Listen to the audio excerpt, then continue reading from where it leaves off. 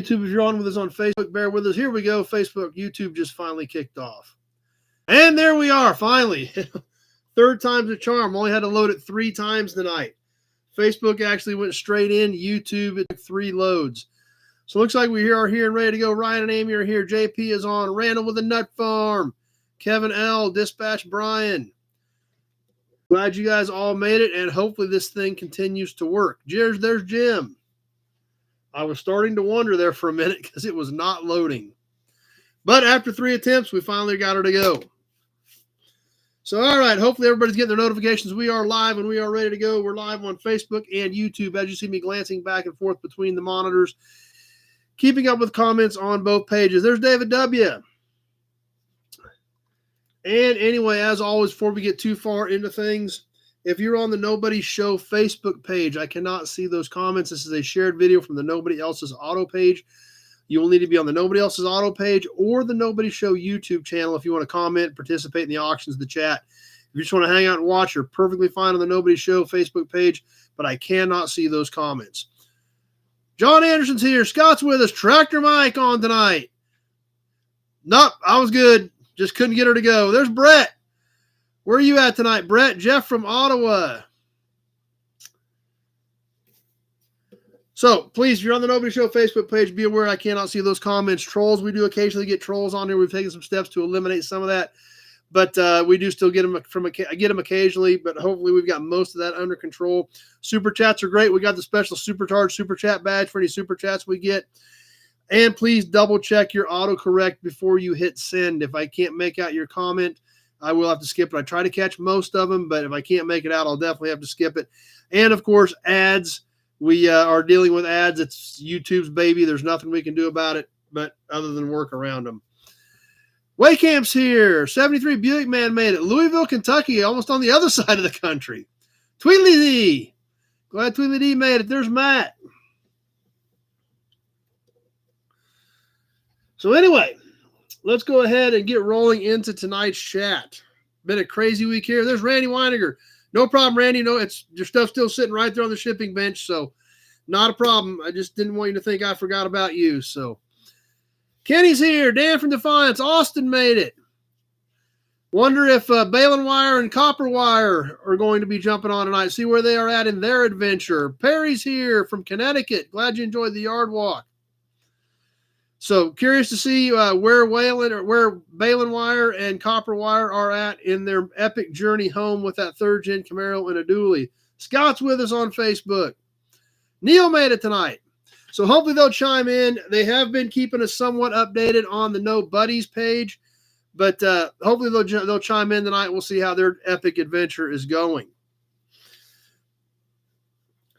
Anyway, things around here were kind of bananas this week. I mentioned to you guys last week I was going to try to get to Minden this week. Ryan and Amy love the page. Awesome. So Lee made it. Glad Lee from New York's here. But if you guys caught the short on Wednesday, things went bananas around here this week. There's Tim. I really wanted to try to get to Minden to Pioneer Village. I've got all your guys' money to re-up our car adoptions. Bill Disk made it. But, and this is kind of like I told you guys last week, I didn't know if it was going to happen. And that was because I was kind of already watching this weather. And if you guys caught the short, you saw what it was like here Wednesday. That came in sometime Tuesday night, and it wasn't out here till late Wednesday. It blew a hole right in the middle of the week. And I needed about a day and a half, 2 days to make that Nebraska run to make it productive. And it just got blown out right in the middle of the week with that storm. And it was worse up north of here. If you guys saw the short, you saw what it was like here. It was way worse. In fact, Wednesday afternoon, I was on Facebook or something, and some map pops up of road closures. Basically, my entire route to Minden was closed because of that storm. So Jim's got them now. I'm glad they're not here. That's all I know. There goes the hearts. So that didn't come together. And obviously that storm kind of, like I said, it basically torpedoed the whole middle out of the week, which really screws up the week for trying to get stuff done.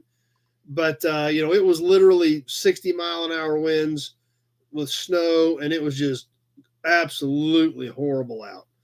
So missed it in Arizona. Dennis Chapman. Yeah, boy, it was nutso here, Joe. I mean, just absolutely nuts. And then it's been 55, 60 degrees and sunny in the last couple of days. We've had some wind, but 20, 25 mile an hour gusts, which compared to 60 ain't nothing.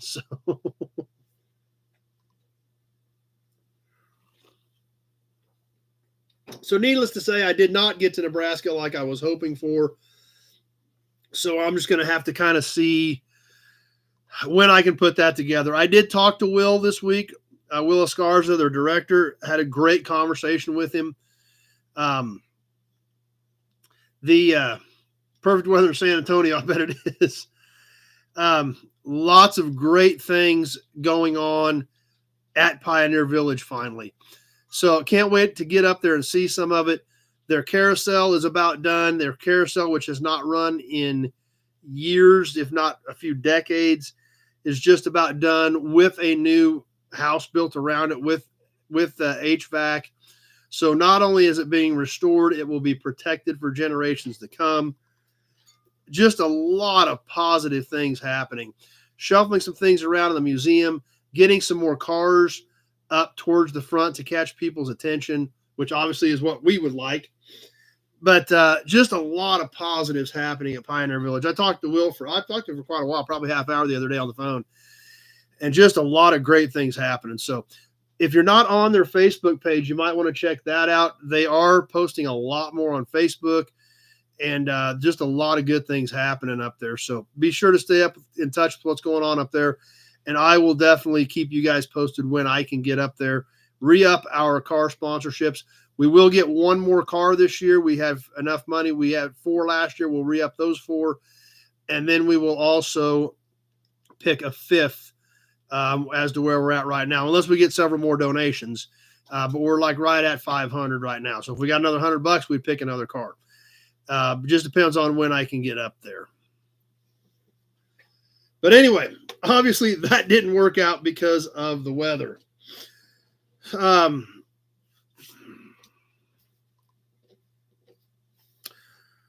But I did get some other stuff done, which is good. We need to talk a little bit about that. We'll talk a little bit about Mecum. I did get a bunch of content shot Thursday, so I'm excited about that. Did get one car picked up. So we've got a lot of great videos coming up. I did a few earlier in the week, and then I did a bunch, I think, Thursday. I've got 8 or 10 videos that I'm working on with you guys that I'm pretty excited about. Well, hello. Are you going to come say hi? Nope, apparently not. Oh, I think she saw herself in that hubcap. She walked over that hubcap, and then she also like jumped up and spun, and I think she saw herself in this hubcap that we're going to get to here in a little bit for caps. Oh, there we go. Supercharged super chat from the Nut Farm. Look at that. Supercharged super chat from the Nut Farm. Appreciate that, guys.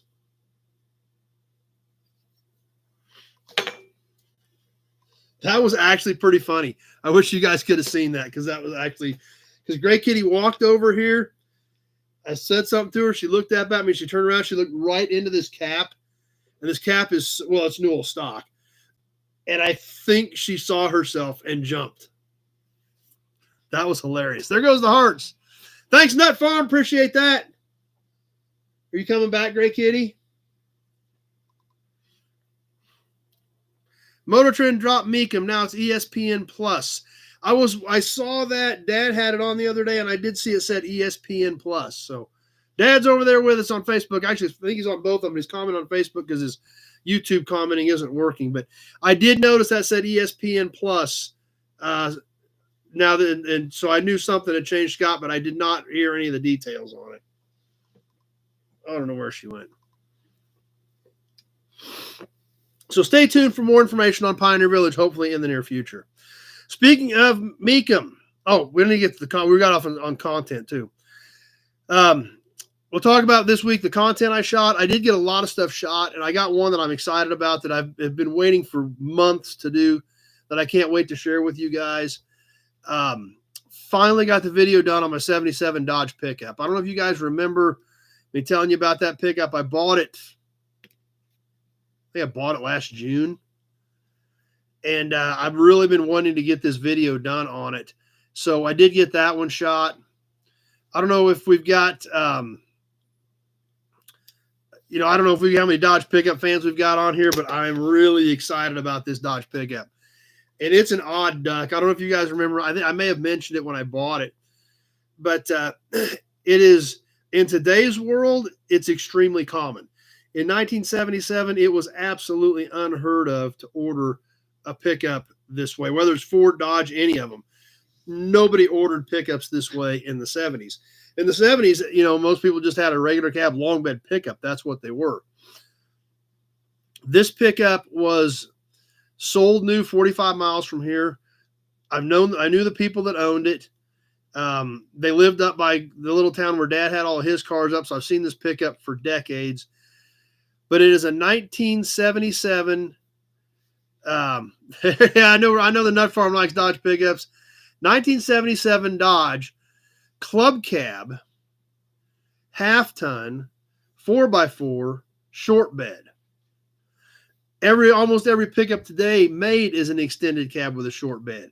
When's the last time you've seen something from the 70s factory ordered extended cab with a short bed, half ton, 4-wheel drive? Kevin in Michigan tonight. 55 Plymouth. Yeah, I have. Well, it's as complete as it is, Paul. There's no engine in it, but yeah, I have not. It's just the way I did the video. All the parts are inside of it. I haven't sold anything off of it yet or anything. So yeah, if you want to give me a call on that tomorrow, Paul, I'd have to see if I've got the title done on that one yet or not. Some of that stuff had title, some of it didn't. But I need, if I don't have the title done, it's one I'm going to get done. So I will have a title for it, Paul. So yeah, give me a shout and we'll see if we can work something out on it. But not only was this Dodge pickup ordered as an extended cab, short bed, 4-wheel drive, it was factory ordered as a half ton with a 440. So, which is really cool. And it runs and drives. The engine was overhauled. I've actually got a snow fighter in the yard, Cream City Pete. If you haven't caught that video, I've got a snow fighter, a 74 snow fighter in the yard right now. You bet, Paul. So the engine the 440 was overhauled probably 8 or 10 years ago, and then the tranny went out, and they parked it. And I bought several trucks from this guy, but this one, he just had the engine overhauled, so he was going to get the tranny overhauled. Well, he ended up passing away. His nephew got the truck, had the tranny overhauled. So the tranny's got probably 2,000 miles on it. The motor's probably got 5,000 or 10,000 miles on it. And it's pretty neat. It's got the wrong bed on it. It's got a newer bed, but it came with a 79 club cab 4-wheel drive short bed that's got a good bed on it. So, oh, yep. We probably did have a snow fighter on that video.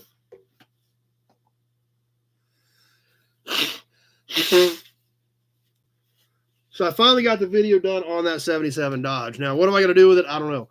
But I do know I got another video coming here, hopefully in the near future when I go get them. I bought a big load, like probably an entire pickup load, pretty much easily a pickup load of Newell stock 77 Dodge truck parts. So I'm excited about that too. So I've got a slug of Newell stock for it if I decide to do something with it. But yeah, a couple comments on the 440. Yeah, it was, and it's in the VIN. The VIN designates it is a 440. I've got the original owner's card with the people's name on it that drove the truck, the whole time I seen it driving around as a kid. There's Mary made it tonight. So we'll get that video up as well as several other ones that we shot this week. I've been working on a lot of cool stuff coming up. But I was excited again. We took it out and drove it around, and it went down tearing around by the railroad tracks, took you for a ride in it, and then did a walk around on it. So John Sanderson made it tonight. Glad you're here, John. So I'm excited about that one, as well as a lot of this other content we've got coming up. Some of it's just basic inventory stuff, but I've got some cool stuff coming up I think you guys are going to enjoy. On to Mecum Glendale. That's my problem, Mike. I'm very tempted to keep it, especially when you guys see this Newell stock that I came across for it. It's crazy. A buddy of mine I used to work that I used to work with at Chrysler actually had a Warlock he was going to do. And another buddy of mine who's a big Mopar guy bought the Warlock and resto modded the Warlock with a late model Hemi and a 6-speed.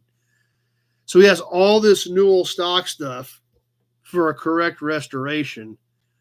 And there's a lot of great stuff in there. The step side bed stuff, obviously, I don't need. But there's a whole lot of other brand new 77 Dodge truck parts, all in it. Every piece of it's in a Mopar box. So that's going to be fun to do. That video is going to be kind of fun to do too, but it's a cool truck. Speaking of Mecum, not sure where that's going to go with the TV situation. Obviously, like the comment, it is now on ESPN Plus. I just caught bits and pieces of it when I was out of Dad's. I did not watch much of it.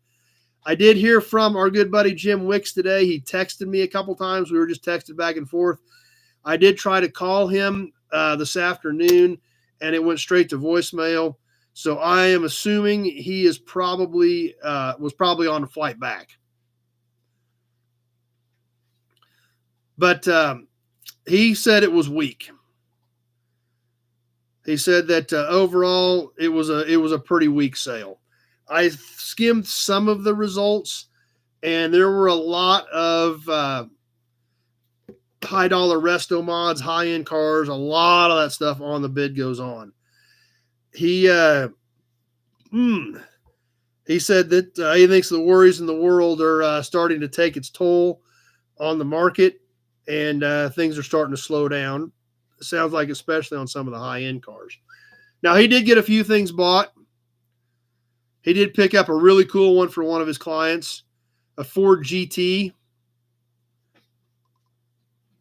Sent me that picture.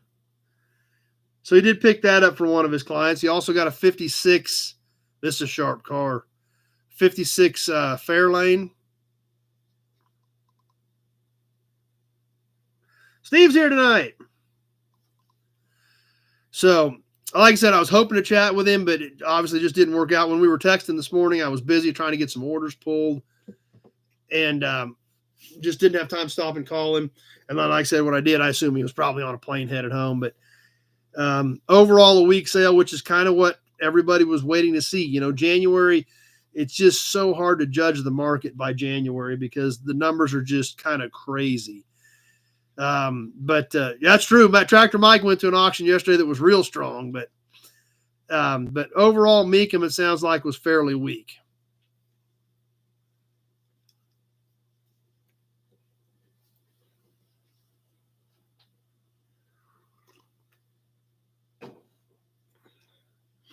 Mike seen a lot of Broncos showing up in the 80,000 and up range. Odd to see so many for sale. And that makes you wonder if some of these people aren't bailing out of some of this stuff to see a lot of that stuff popping up. Big Job made it tonight. Billy Bowman made it tonight. Glad you guys are all here and ready to go. So it'll be curious to see how things shake out from here. There's still, if you go in and skim the results, you can always see what stuff brought. You got to put your email address in. Houston coming up next in April.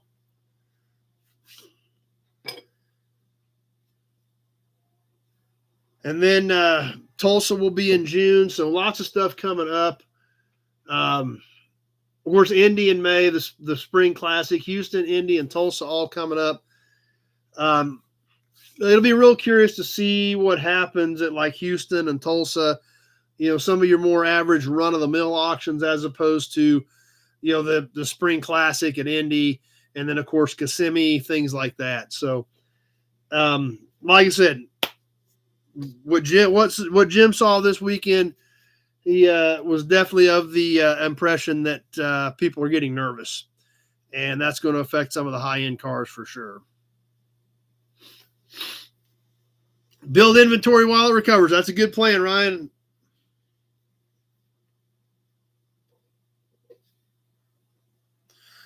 Some other interesting things that are happening. If you guys have noticed on the last couple of Toy Tuesdays, when we've been out in the shop, we talked about it a few weeks ago, the F-250 has not been back by the lift.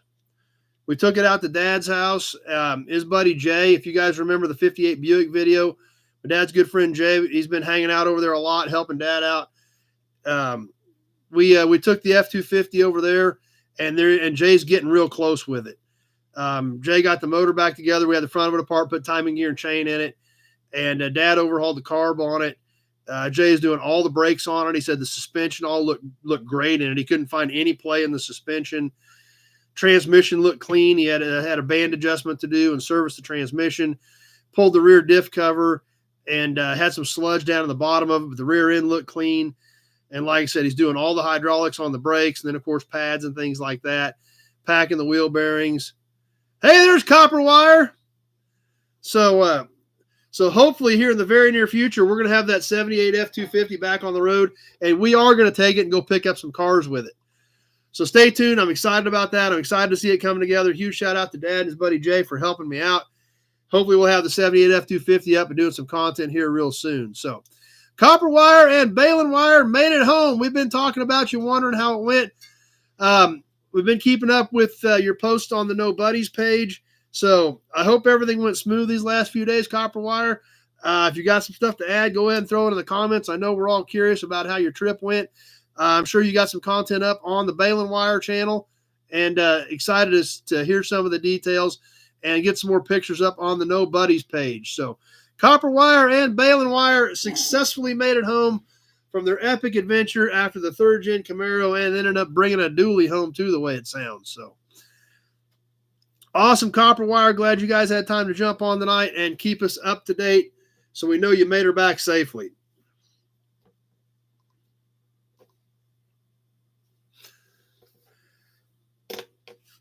One other little tidbit of that I want to go ahead and cover.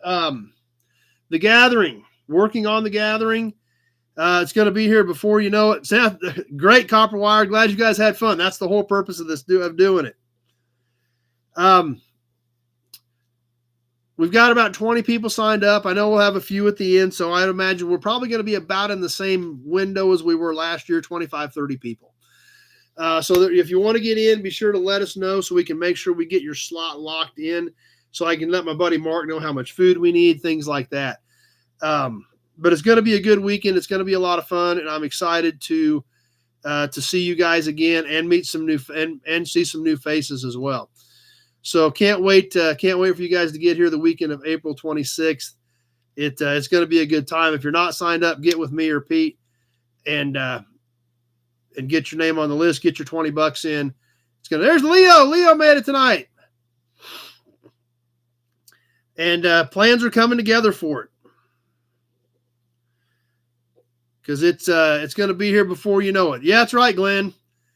1,800 miles and an 80s GM product isn't gentle on the back. I would imagine you probably both do need a chiropractor.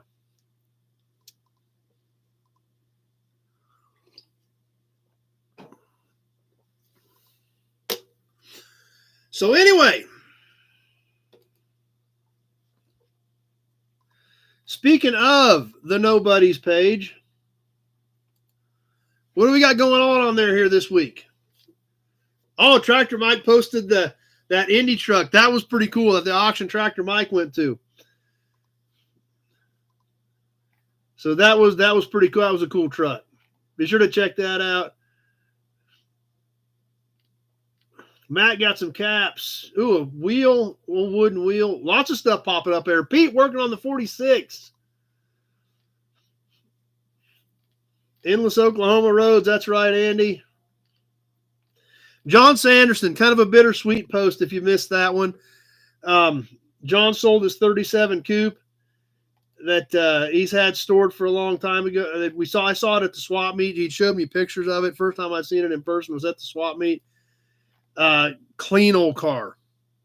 So kind of a bittersweet post for John. But hey, we all know what that means. Now John gets to buy something new, right?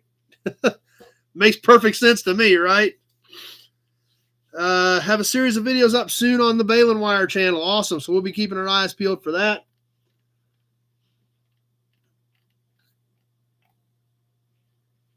Yep, there's a few of your pictures from the Baling Wire and Copper Wire adventure.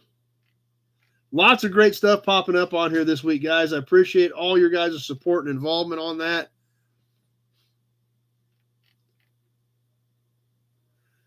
The Montana Auto Collection, Deer Creek, Montana. Oh, there's the pictures of Ryan using his Studebaker. You guys got to check that out too. Hauling dirt in an M-Series Studebaker. Thumbs up and subs, please. I appreciate that, Leo. Tons of great stuff popping up on here on the No Buddies page. So if you are not on there yet, look it up on Facebook, the No Buddies. I do not manage this page. Zach and Andy do that for us. So, sweet, Copper Wire, start throwing them up there. Be sure to go on there, answer the questions. Andy or Zach will get you in. We're at 96 members. Let's push that over 100. Let your friends know about it. It's a pretty cool deal. We've talked about doing it for a long time, and Zach and Andy just finally took it upon themselves and put it together for us. One of those things that I just get busy. I don't have time to do all the time. So Zach and Andy manage that for us. Be sure to jump on there, check that out, answer the questions, and get into the No Buddy so you can keep up with all these great posts.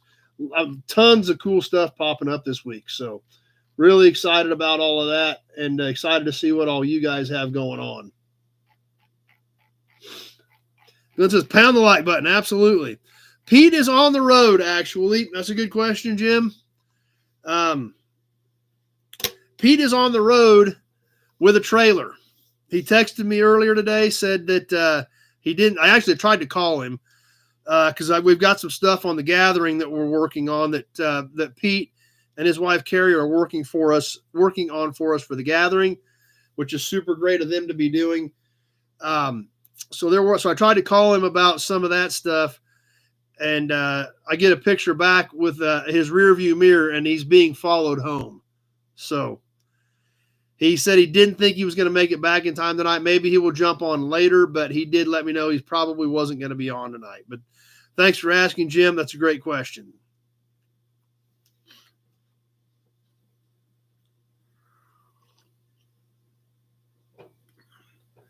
How do we get logged back into the members section to get the members videos? As long as you're at that tier, it should let you straight in, Brett. I don't know. Not sure. Big block 4-speed, no AC Caprice. Was that on the No Buddies page, Glenn? I don't remember seeing that.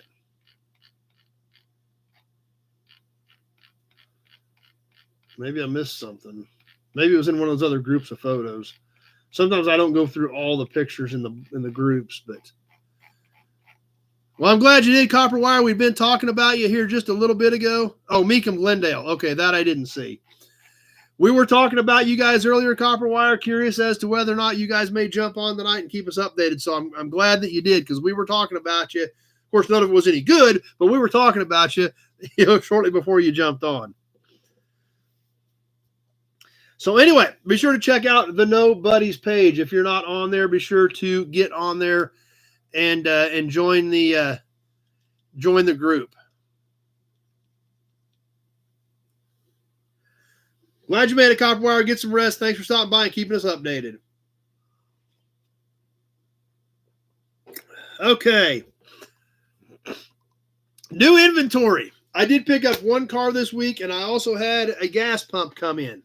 We talked about the pump just a little bit on Tuesday night. I actually just got it Tuesday.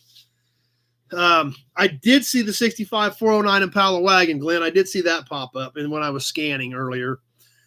From what I found, it's a pre-visible. It's a upright, but it's a pre-visible. And it is a pre-Gilbarco.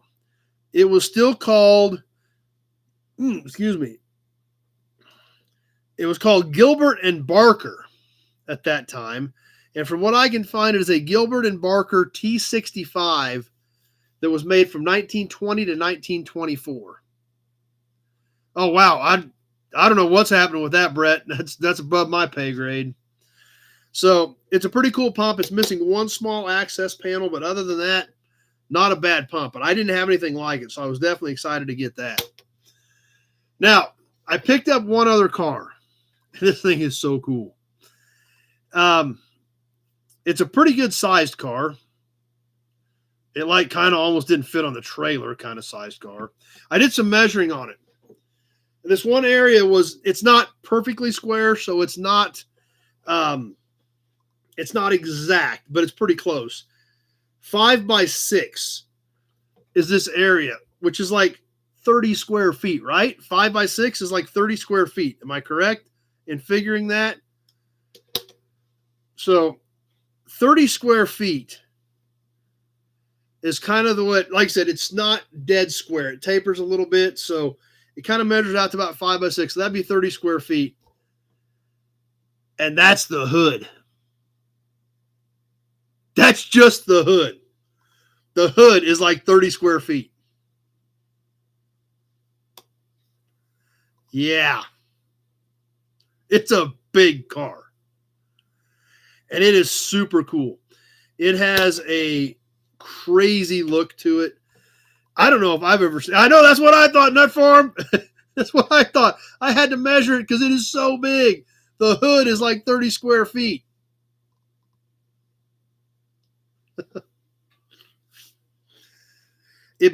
My trailer has a 20-foot deck, and it fit on there. I had about this much room on each end. So I'm going to give you guys a sneak peek. I haven't almost fit your house under that. I know. This thing is so cool. I'm going to give you a sneak peek. I haven't done a video on it yet. I didn't have time. But look at the nose on this thing. No, it's not late 50s. Look at this.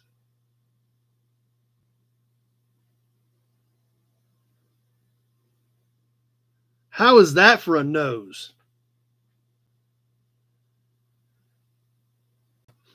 I love this thing. It is super cool. I can't wait to do the video on it. But this thing is a cool looking car. Mike's close. Not quite, but he's close. Nope, it's not a Lincoln. There, Bill got it. It's an Imperial. Mike came back with the Imperial. At this time, the Imperial was still its own brand. It is not technically a Chrysler. At that point, they were still branded as an Imperial. Good idea, Bill. I kind of forgot about that. Boom, look at that. In fact, we're a little behind. We better give you a double shot.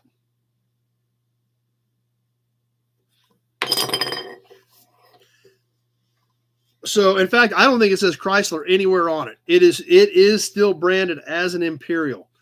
The 1973 Imperial LeBaron 4-door hardtop with a factory sunroof. Yeah, what do you think of that? This thing is cool. And I got another one coming with it that actually is a Chrysler. I can't wait to tell you about that one too. 73 Imperial LeBaron with a factory sunroof. So it's a cool car. Can't wait to do the content on it and start mixing some of that in. Yep, it's a 440. It has to be a 440. It's so big it would have to be a 440. No, there were several years the Imperial was its own brand. It was branded separately. It was branded to compete directly with Cadillac and Lincoln. So they didn't want it to be a sister car of Chrysler or a model of Chrysler. They wanted it to be a brand so it could compete with Cadillac and Lincoln. So nope, there for several years, the Imperial was starting in 55. Okay, thanks, Mike. Appreciate that. That does sound right. That the Imperial was its own brand up until I think the mid to late 70s. But it's cool. I'm excited about it. Can't wait for you guys to see it, and that's going to be a fun video to do. It is a beast. It is about 3 inches this side, of an actual tank. I think. I mean, it's a beast. But it's cool.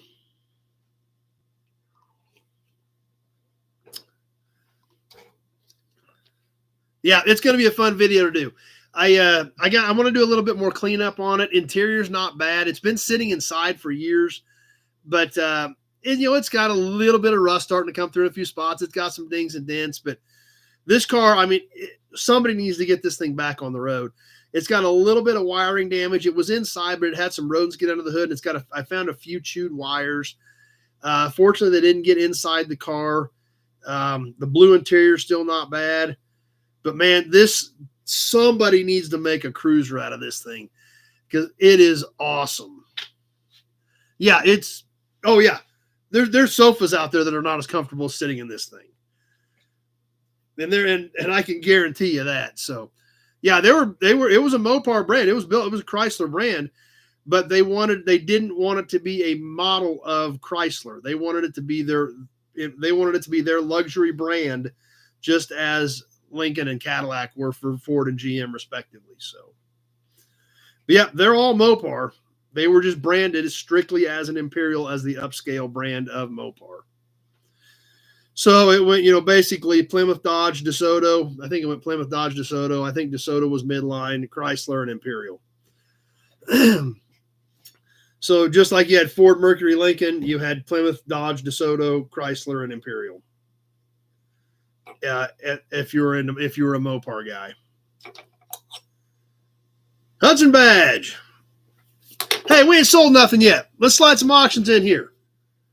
Right, guys? We all up for an auction? Let's go. Let's grab something and sell it.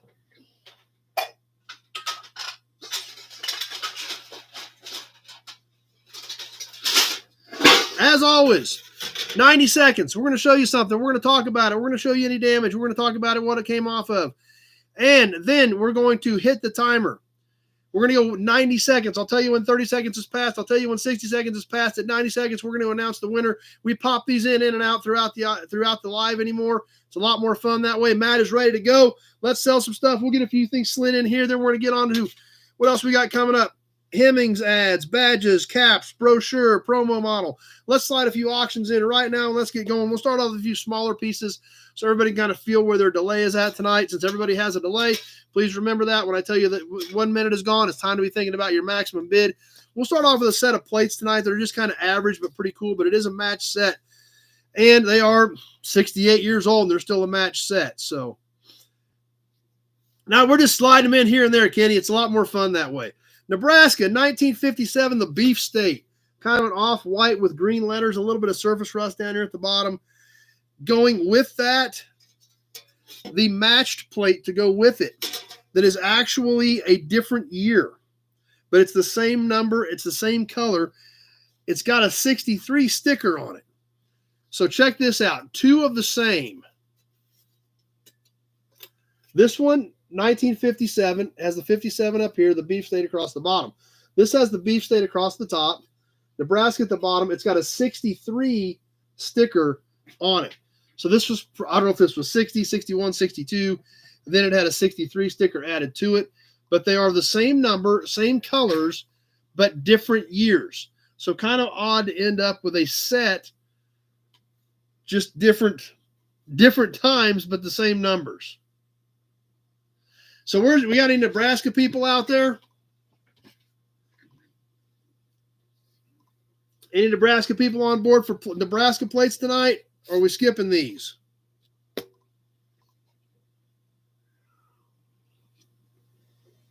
You're going to get the pair. Big Job 15. This one does have some paint loss, but it was still cool to, what I guess 83. Well, that's kind of what I thought at first. But when you look real close, I think it's a 6. When I look at the way it comes down right there, I think it's a 6. Big Job at 15 on the pair. Let's roll with it. Here we go.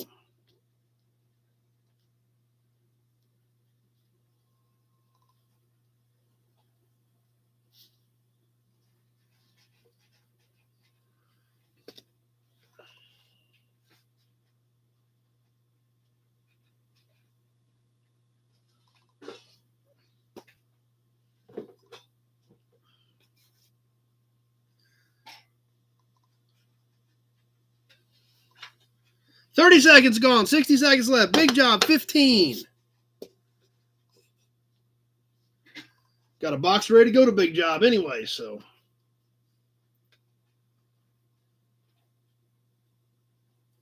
That's what I'm guessing, Mike, but I've been wrong before. Trust me. Martin, 17.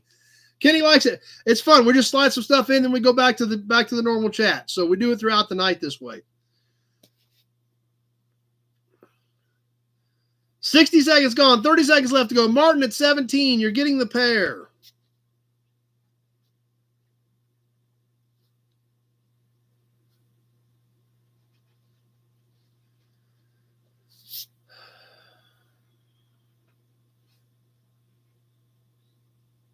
Big job, 19. Few seconds left, getting ready to wind this one down. Martin at 20. And that got it done. Martin at 20.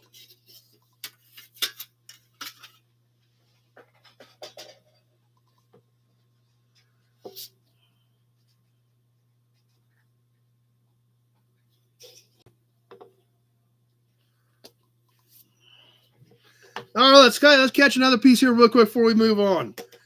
We'll do one. We'll do at least one more. I don't know if we'll do two more yet or not. Horn buttons. This is kind of cool, but it's not super cool, I think. You got to look up close to see the really cool detail. This is a horn button. Actually, I found it out in the yard. I was walking past the car. And I was like, that's actually pretty cool when I poked my head in there. So I grabbed it. I took it off, unscrewed it. Excuse me. And here it is. Going to go to one of you guys. Horn button off of a 1940 Plymouth. This is like the old Bakelite type stuff. Does have a crack in it over here, but look at the ship and the detail. This is all stamped in to this chrome strip.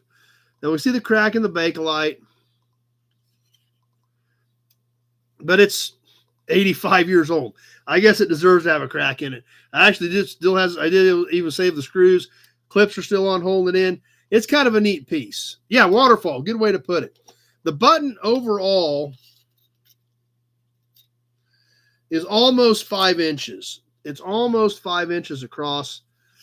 So the strip across it is about 4.5 because it's short at the bottom. Yeah, it would be a cool gas cap cover. So, 1940 Plymouth horn button. Let's get boogieing on this one. And here we go. Who's starting us off? Kevin L. at 15.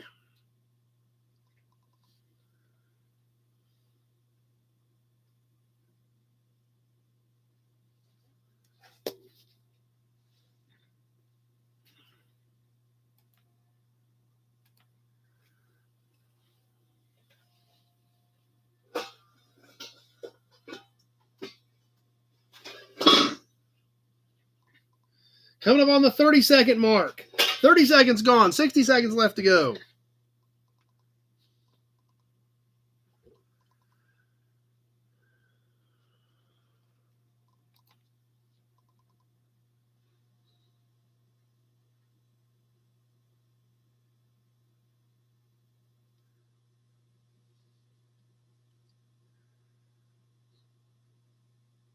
Almost to that 1 minute point. 1 minute gone. 30 seconds left to go. Kevin L. at 15.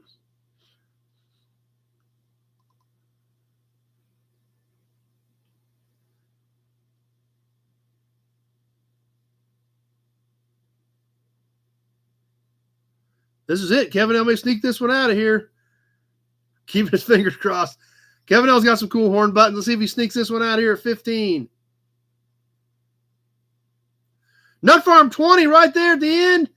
And that did it. Holy cow. Nut Farms. Kevin L. came back when it was too late. Nut Farms fired that out there at about 127. And it was just too late for Kevin L. to come back. But Nut Farm got that one slid in there. Mopar fan that he is.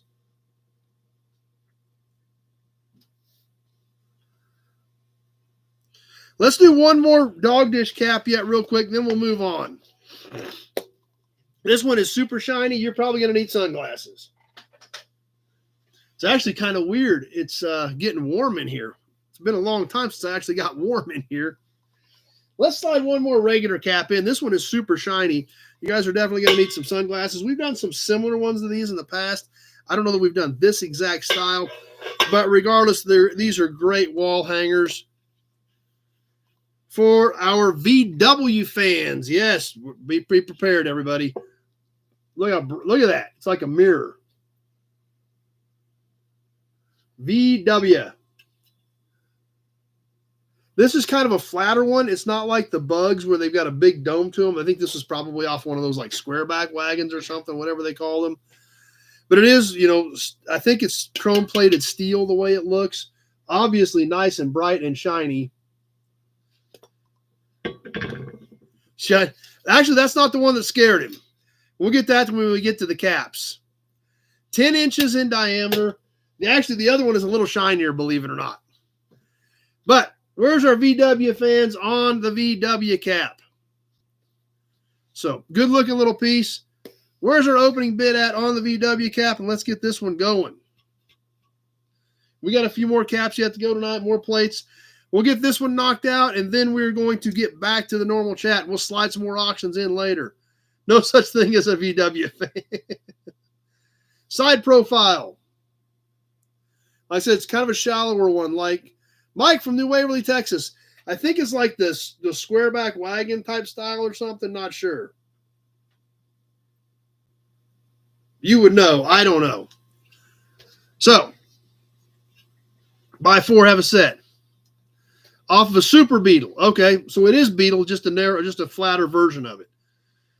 So, for the 4-bolt wheel. There again, you guys know, I don't. So, Randy starting us off at 10 on the little VW cap.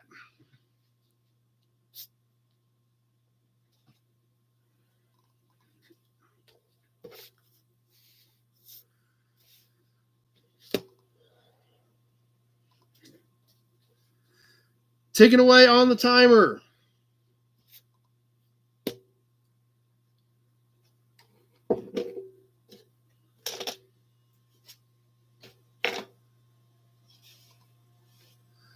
And there's 30 seconds.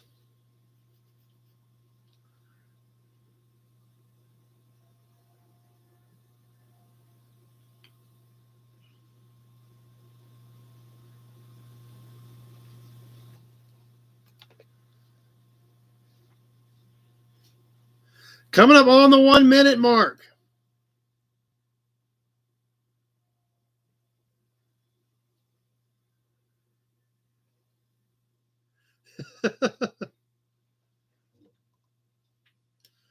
One of the times you'd rather have 2 mother-in-laws. Just past the 1 minute mark, coming up towards the end. Randy at 10.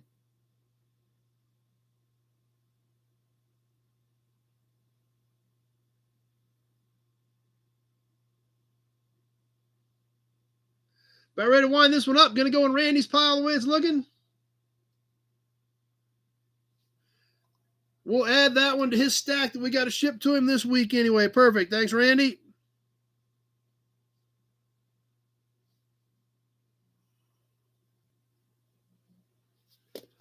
Nut Farm had a 15 in there. It was just too late.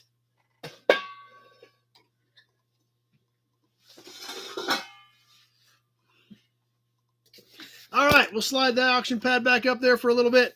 We'll slide some more auction stuff in here shortly. One other thing we need to talk about before we go any further tonight. Last week, we looked at the box of stuff that Pappy sent us. License plates and mugs. We had some koozies and some other stuff too, but several of you asked about license plates and mugs. And Pappy said he can do any of these for us that we would like. These are 15 a piece. If you guys want some, just let me know. I'm guessing probably the best thing to do would be if we got an order together, and it's, if we had several of them, that I could just have him make them and ship them to me, and then I could start, funneling them back out in your auction boxes, or anybody that's coming to the gathering. We could have some of, we could have them here so you could pick them up. So anybody that wants to get any of this stuff that Pappy put together for us, just let me know, and we can get an order put together. If we just have a few people that want it, you can deal with him direct. But if we've got several of them, it would probably be easier if we're ordering, 10 or 20 or 30 pieces to just have him ship me one box. And like I said, a lot of this stuff, if you're coming to the gathering, that would be the easiest would be to pick him up there. If not, I can definitely start funneling them into your other boxes as I'm shipping them back out. So good point, Leo. So let me know what you guys want.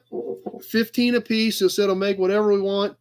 And I can start putting a list together of orders and then just have you guys pay me and then I can get them ordered. I don't want him making a bunch of this stuff that, and then have people back out of them. So send order with payment. Awesome Nut Farm. Sounds perfect. So you guys just let me know what you want to do. Call me or add just like Nut Farm said, he'll add it to his next auction payment. And I will start. Big Job wants 4 cups and 2 plates. Awesome. Just put it on the note, and I'll keep track of all that. And then, like I said, we'll start shuffling them back out when Pappy gets them put together for us. But super awesome of him to do that for me and fire these off to us. You guys loved them last week. We shared them with you, and obviously lots of people asking about getting them. So Pappy, I checked with Pappy on it, and that's what he said he can do for us. So definitely wanted to go over that with you guys tonight as well.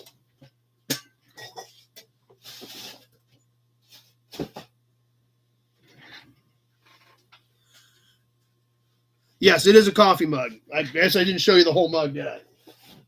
Yeah, regular old coffee mug.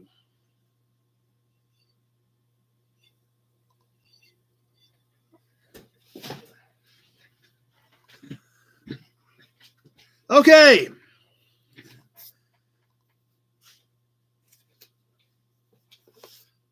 What's next, guys? We all know what this is, right? Time for some Hemmings ads. We've been having a ton of fun with this as well. We've been looking at some stuff from the early 80s. And I was looking around. I'm trying to get some different. I've got a lot of Hemmings. I'm trying to find some more of them. I know I've got a lot more of them. But I saw something that's kind of like a little interesting. Fine China, I know, but that's about as fine as it gets around this joint, trust me. How about this? 2000, July of 2000. It's crazy to think that 2000, well, this was 25 years ago. Sure doesn't seem like it, but it was. So what do we want to look up in the year 2000? Going back to the year 2000. Let's check out some classifieds. You guys tell me what you want to see.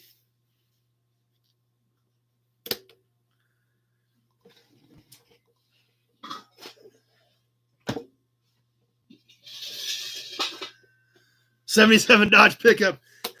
I doubt there's many of those in here. Let's see if they have this one. Yeah, this one actually has stuff broken down by brands.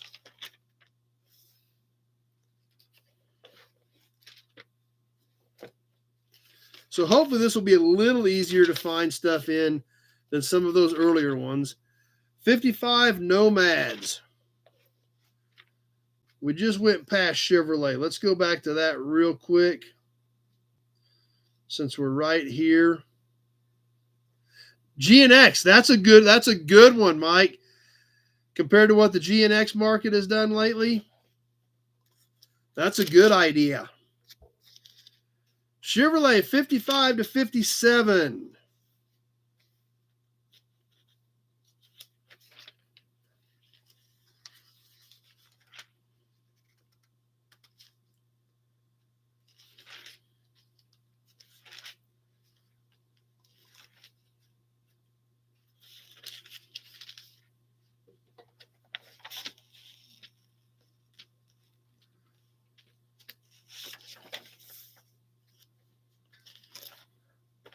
I thought that is a 2000, Brett.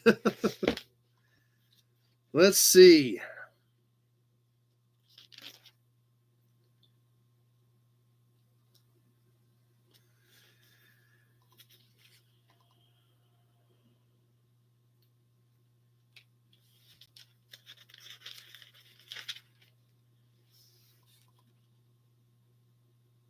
Lots of 55 hardtops.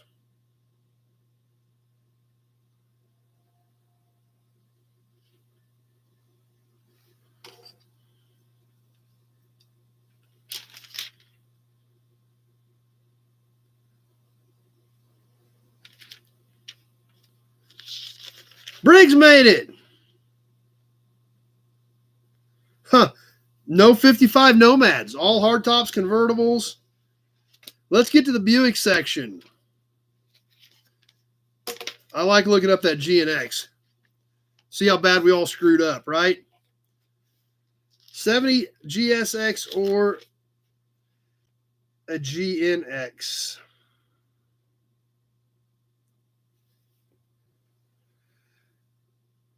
No real 70 GSX is in here. One clone.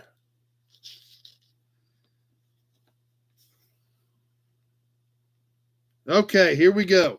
Great idea, Tractor Mike. Oh, boy. We're going to cry, though.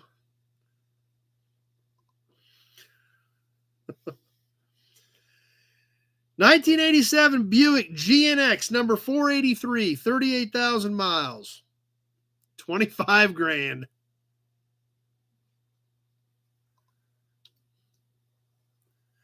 $1987 Buick GNX. This one does not have the car number. 108.8 miles. 32 grand.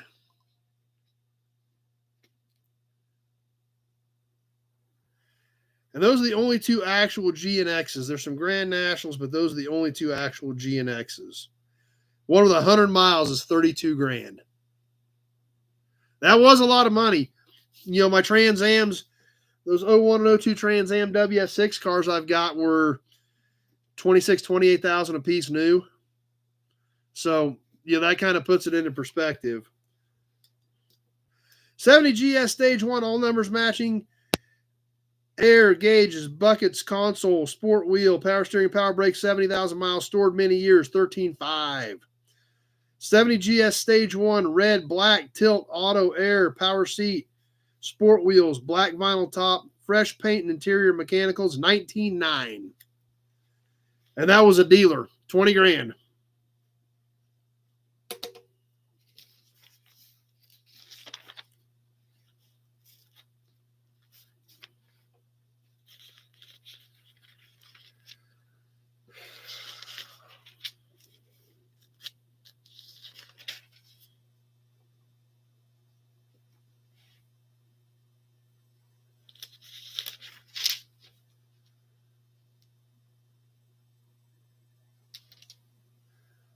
No 77 Dodge pickups, though. A couple little red Expresses, but Sun Coupes were pretty cool. Those were a neat car. So, yeah, definitely different times, even 25 years ago on a lot of this stuff.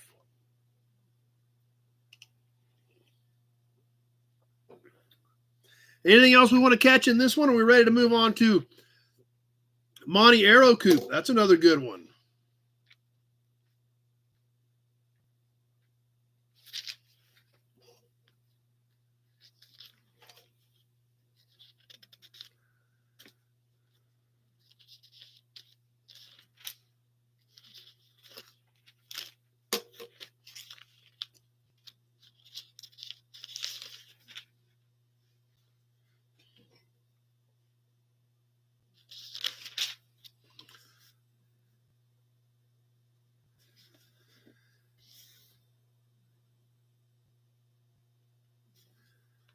$1987 Monte Carlo SS Aero Coupe, 123,000 miles, could use paint, mechanically excellent, $4,500.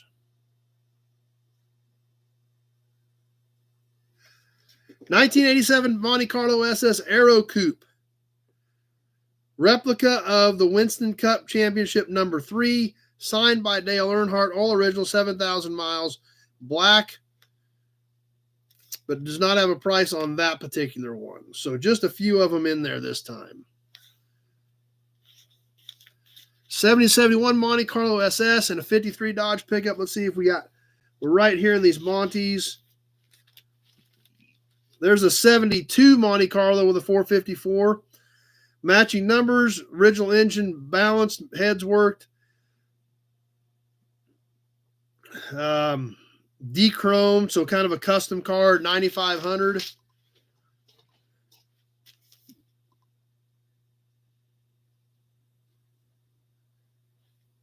'71 Monte Carlo SS 402 big block. Auto, tan buckets, console, steering, brakes, air, 12-bolt, structurally solid, not running, 2950. That's it for those. Let's check the Dodge trucks. Yeah, they have an Oldsmobile section as well.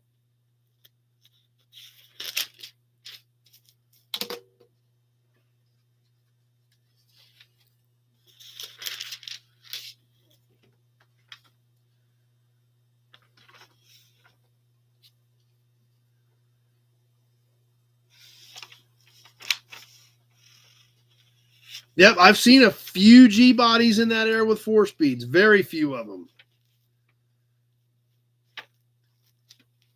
But a 4-speed was available in those late 70s G body cars. Regular Grand Nationals. Well, we just flip back to that page, actually. Let's catch it real quick. 87 Grand National, 58,000 miles, all power, garage, never raced, excellent condition, 14.5. 87 Grand National, 25,000 miles, original owner, all paperwork, including window sticker, showroom news, 16.5. 87 Grand National, original owner, sunroof car, 75,000 miles, 15.5.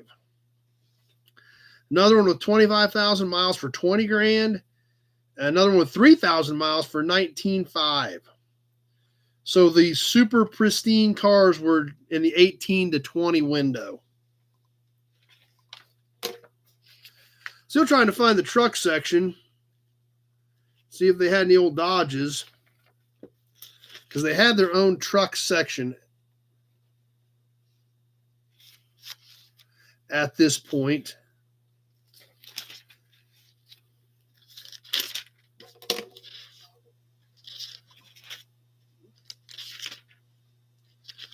And then we'll get ready to move on to a cap, a badge, and a brochure.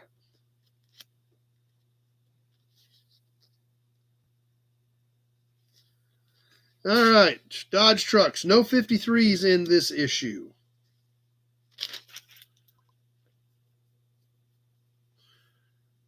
There's a 52, which is about the same thing. Runs, drives excellent, solid Western truck. All stock, $3,200.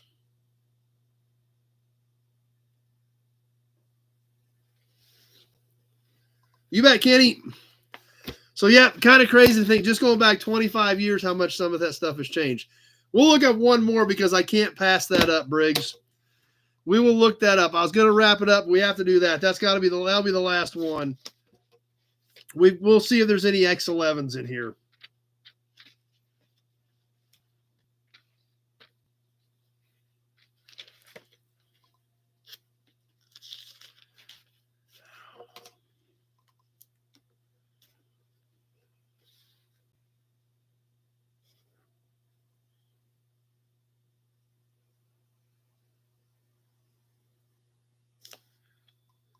Shockingly to probably no one, there are no citations listed in the July 2000 issue of Hemmings.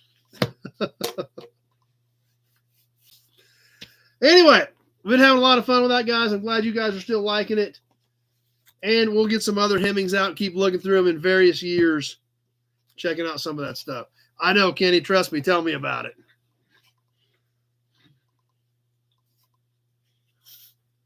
Appreciate all the hearts.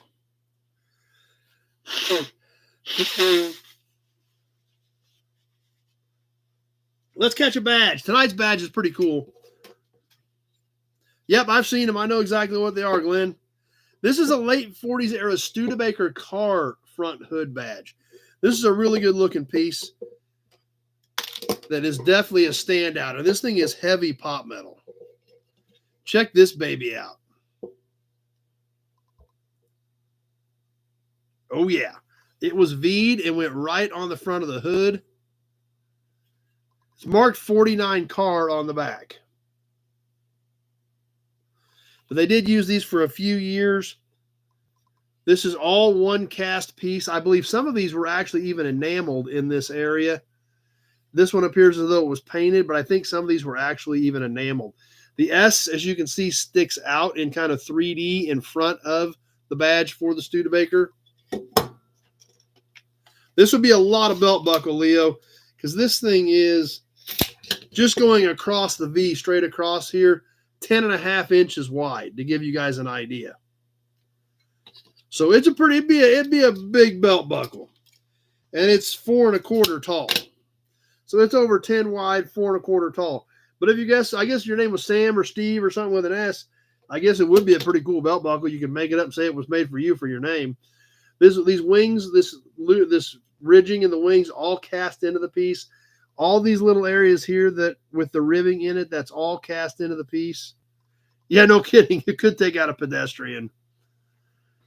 But it's a pretty cool badge, and it's a lot of badge. It definitely stands out. A chain belt, yeah. But it's a sharp piece.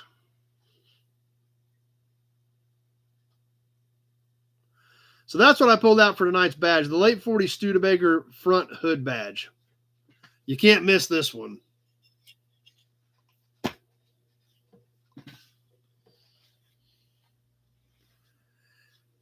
And up next, the cap. But let's sell something first. Why not? Let's sell a couple things before we get to the cap. We ready to sell a couple more things? In fact, let's, what are we going to sell next? What do we want to sell next? What do we want to sell next? How about another cap? Let's sell a cap before we do the cap. Something for our Chevy fans. A cool little bow tie cap. So before we slide into the cap, we're going to sell you this cap. Check this one out. Nice, bright, shiny. This, I believe, is Corvair. Condition on this thing is outstanding. It's really straight. It's really shiny. The black paint around the bow tie is even still pretty good. Backside's not beat up or damaged. Even pretty straight around the edges. Yeah, that's right. Yeah, it'd have to be a pretty big old boy for that to be a belt buckle, that's for sure. So I'm pretty sure this is Corvair, but it's also pretty unique with all these ridges stamped in here, all the ribbing around the edges. Matt got one of these on an auction a while back, okay? It's pretty sharp. It is about 9 5/8 in diameter. So, on the little Corvair cap, like I said, you have to wear your sunglasses on. Matt going on this one at 10 as well. Here we go. We're on the timer on the Corvair cap. Kenny on a fridge run. Let's give you some reason to have a fridge run, right? Matt going for the pair on the Corvair caps.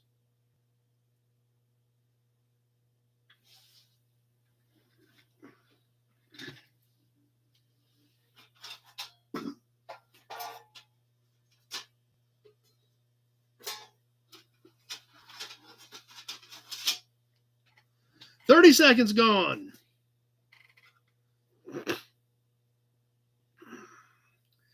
Brett 10, we already got Matt at 10.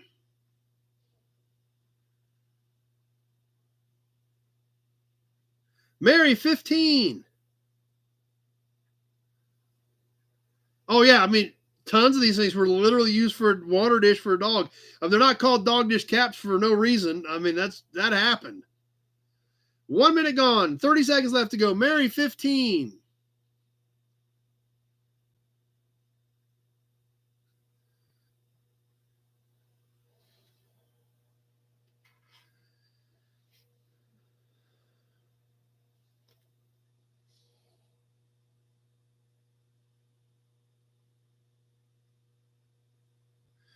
Ticking away. Matt, 16. Coming down to the end. A few seconds left. Matt at 16.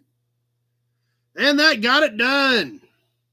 Mary had a 28, but it was too late.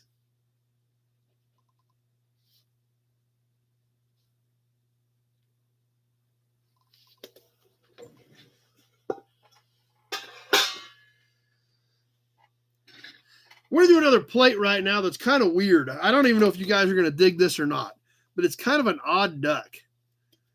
It's almost so plain it's cool. So I'm going to show it to you, and if nobody bids on it, we won't worry about it. It is a metal plate. It is 60 years old, and it's from way out east. I don't even know if we've done a plate from Rhode Island before. We're going to try one and see if you guys like it. A Rhode Island trailer tag from 1964. Look at this. It is very basic, almost completely basic. White background, black numbers, RI just stamped in it, but this is all embossed except the year sticker. It's all a stamped metal plate. The 64 is a sticker, though. So I don't know what you guys think of this. It's almost so plain it makes it odd to me. Nut Farm starting us off at 10, so at least Randy likes it. I thought it was kind of a cool piece, but like I said, I didn't know what you think. Tractor Mike 1. Well, Nut Farm's we already got Nut Farm at 10.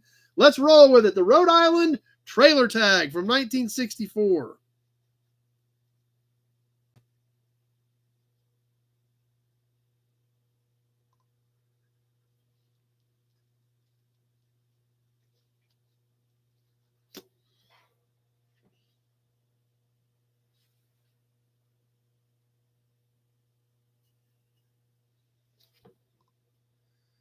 Coming up on the 30-second mark. 30 seconds gone. 60 seconds left to go.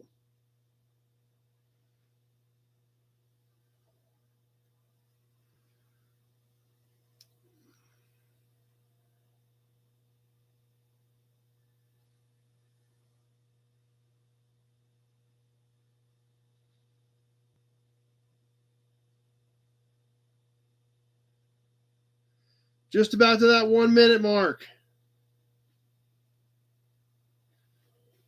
1 minute gone. 30 seconds left.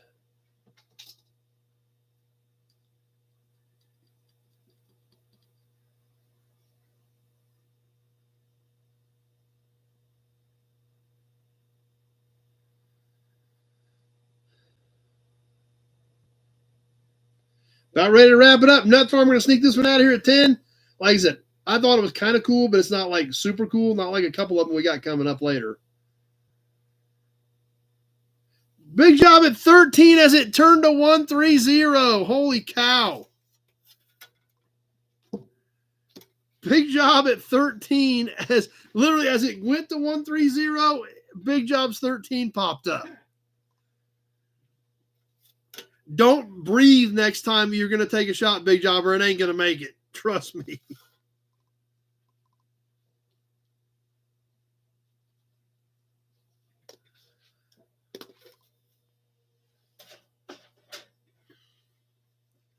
I mean, I'm serious. If you had taken another half a breath, it wouldn't have made it on time. It was that tight. But hey, that's what makes this fun and interesting, right, guys? Let's check out a cap and a brochure. Then maybe we'll sell you something else. If you guys are ready for this cap, this thing is bright, but it is Newell stock. And what's cool about this being Newell stock is I don't think they reproduce it. I even checked with Hubcap Robert. He's never seen this cap reproduced, which kind of surprises me. I figured it would have been something that had been reproduced. He has not seen them, and if he hasn't seen it, I'm going to go with that when it comes to caps. Trust me. But tonight's cap is for, that's right, David W., NOS. NOS from almost 90 years ago, kind of coming up on. NOS from 1939. For the 1939 Ford V8. Look at that. Now, this is a big, deep cap because 39 still use the wide pattern. There goes the hearts. That's right, Kevin L. This thing is cool. 39 still use the broad bolt pattern wheel that Ford used in the 30s. 39 was the last year for it. So this was a very big, broad, deep cap to fit on that particular wheel. We look at the back of this, and it is clean.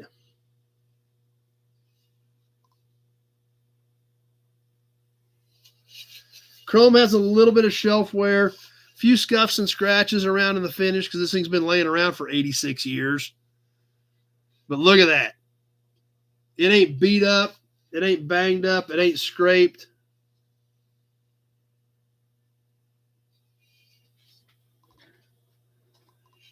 It's a sharp cap. Like I said, it's big because it has that big spread bolt pattern wheels. Hobo kettle, it would definitely qualify as a hobo kettle. It is 12 and a half inches in diameter, 12 and a half across. This actually, you can kind of even still make out some of the stamping on the back right here. And look how deep this thing is. It is probably 4 inches deep.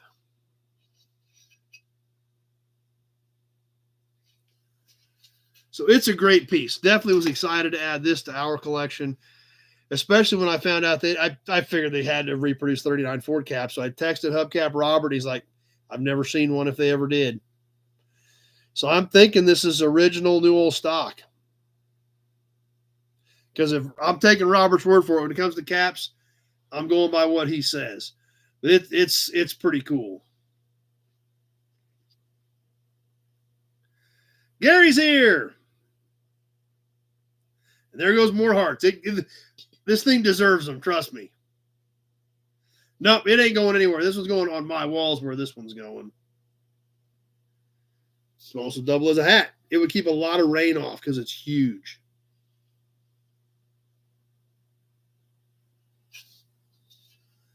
But it's a good looking piece.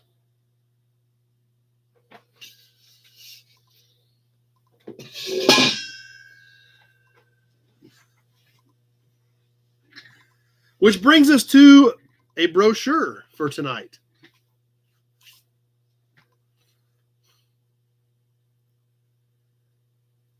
Yeah, you wouldn't want to make a clock out of that one being new. I do got a Ford cap coming up, though. But tonight's brochure is one that Hudson Badge and Auburn Badge. There's Andy, the Rusty Okie made it. That a lot of you probably haven't seen before, unless we've talked about it on here. Some of you may have caught it on here. But this sales brochure is not a very common one. There were not a lot of them out there. There were not a lot of cars made. This is one of the original sales brochures for the second generation 8/10 cord that our good friend Doug Prey's dad, Glenn, started building in the 1960s. Cordially yours, the 8/10 cord.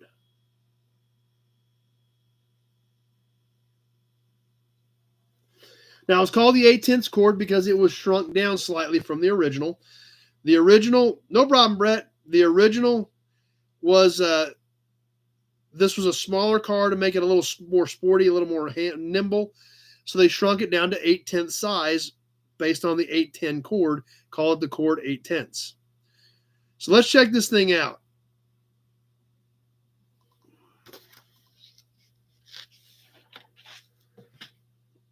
The Cord Automobile Company, Tulsa, Oklahoma. They had a factory for these. They were getting ready to go into production. That's like that cap. And if you haven't read the book or haven't heard the stories from when we talked to Doug, the investors wanted to push this car to production. Glenn was not happy with where the car was at that point in time. He held back because he wanted some problems fixed. He was forced out of the company. The investors forced the car forward, and they had issues, and they didn't last long. I think they built 200 or 300 of them.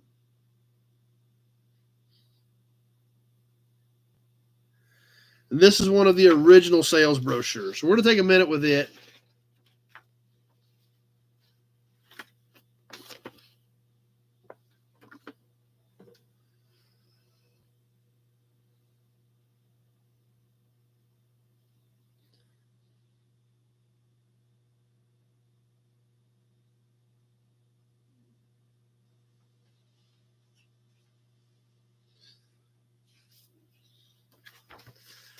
Glad you like it, Kenny. It is great history. That's the fun part about going down to Auburn, Cord-Duesenberg, and being able to do the videos with Doug. And I hope you guys have enjoyed those because it is so much cool stuff. So much history, so much stuff to talk about, so much stuff to learn that I had never even been exposed to prior to that.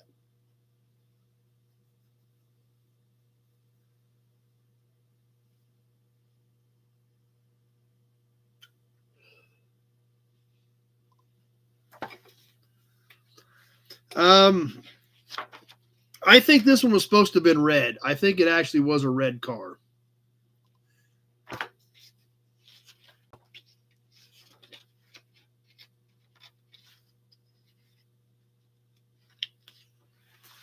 Options and accessories and the specifications. Automatic transmission is available only with the 140 horsepower engine, price $160. Right-hand external rear view mirror, $10. Chrome license plate trim, $5. Custom tool kit with case to match interior. The name Cord embossed on each tool, $19.50. Power brakes, $42.50. Hazards, $14.50. $14.50. Air conditioning, $420. Custom built decanter compartment to hold 2-pint flasks, $15.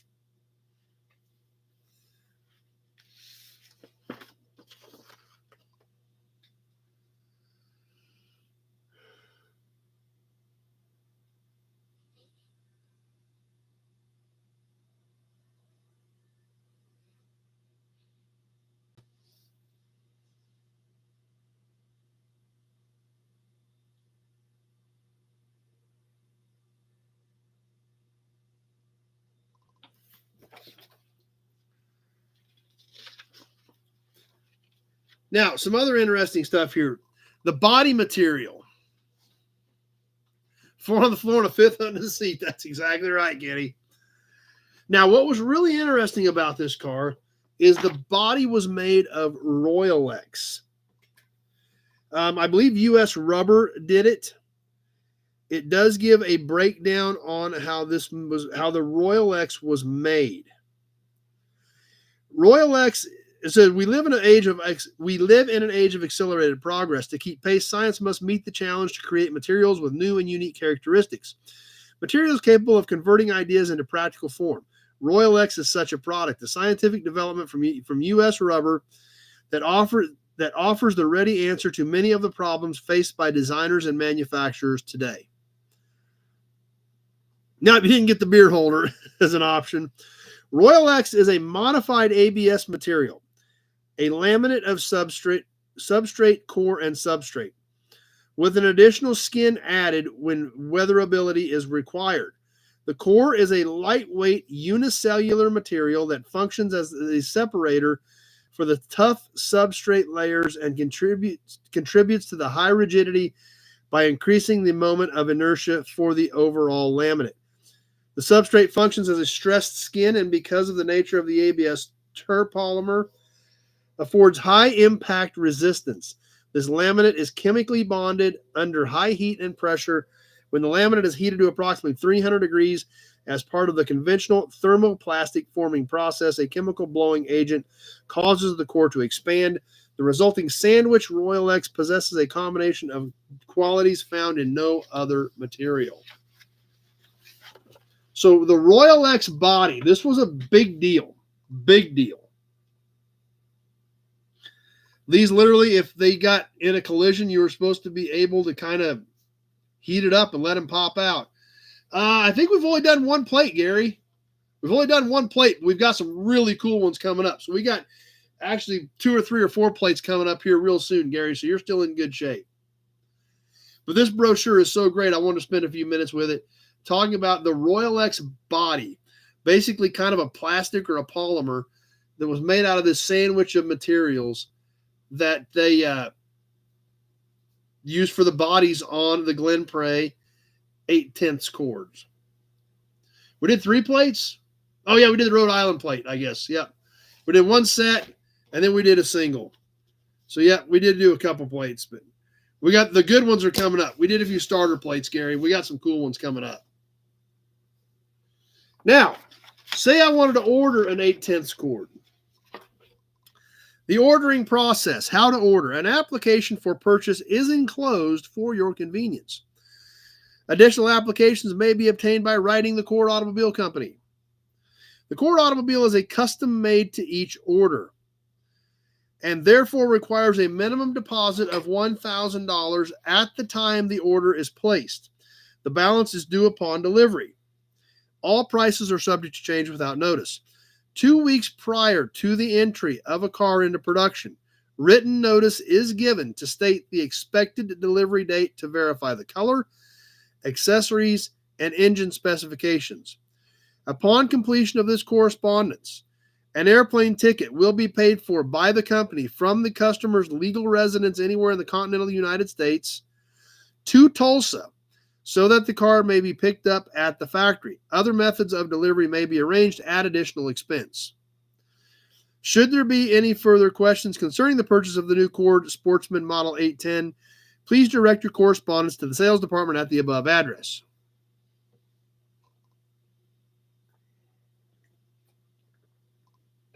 So that's how you ordered it. You sent them $1,000 deposit. They would send you notice when it was going into production. Then they would send you a plane ticket so you could fly to Tulsa and literally pick it up. How much did the cord cost in the mid-60s? This was 64, 65 around in there. Standard equipment on the Cord 810, 140 horsepower engine. These were Corvair powered. These did have a Corvair powertrain in them. They basically took the rear engine Corvair motor, flipped it up front, made it front wheel drive. Bucket seats, deluxe wheel covers, 4-speed transmission, U.S. Royal high-performance white wall tires, Naugahyde interior, full carpet, including trunk, windshield washer, dual exhaust, seat belts, heater defroster, tinted glass, power-operated headlights, turn indicators, heavy-duty suspension, radio, spare tire and jack, convertible top, top boot, backup lights, clock, tack, lighter, armrests, and sun visor. So, who wants to guess how much in the mid-60s the Cord 8/10 base price was without adding the supercharged engine, power brakes, right-hand mirror, air conditioning? What do you guys think it cost new in the mid-60s? I ran over my shoelace.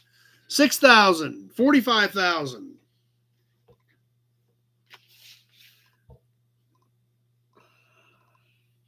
We'll let a few more guesses pop in there, and then we'll check it out, and I'll show you.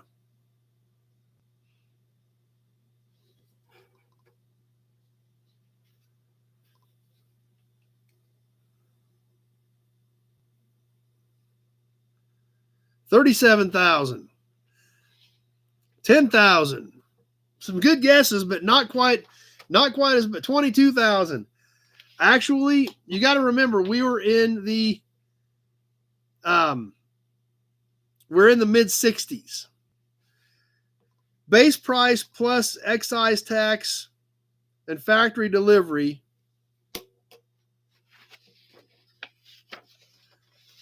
$21,000, $4,700.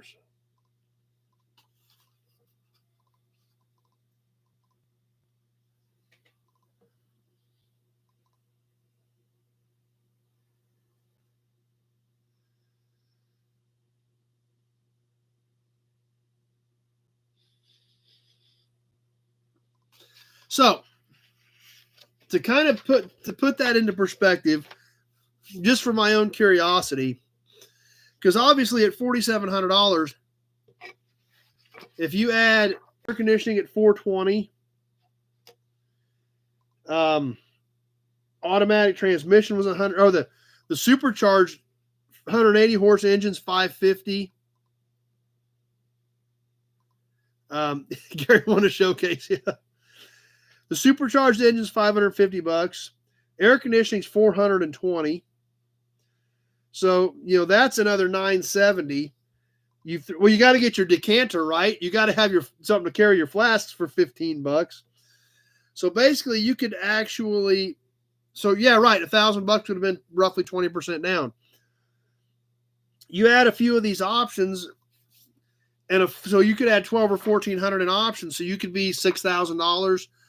So Gary's 6,000 is pretty close to a fully loaded one, would be right in that window. To put that into perspective, I looked up the base price of a 65 Corvette, and it was like 4,300. So this is right in Corvette money at the time, to kind of put it into perspective of what the dollar was really worth in the car world at that time. Excuse me. We're basically talking new Corvette money.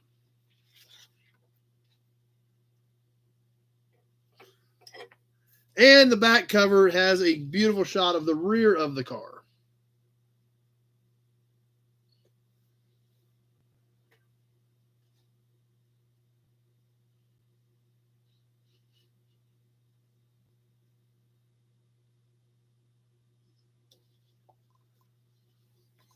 So I thought that was a pretty cool brochure. The brochure thing's been fun. You guys have been very receptive to it. So far, I think we're going to keep it.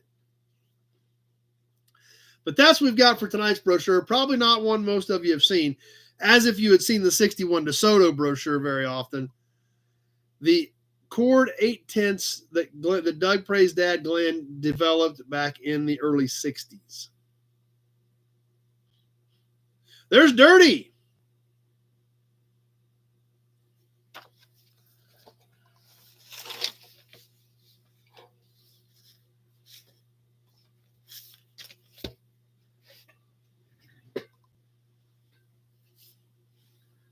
All right. Win a free trip to the liquor cabinet. There you go. Good idea. Actually, we better use the Auburn badge since we're just talking about cords, right? Gary wants some plates. Let's do some plates.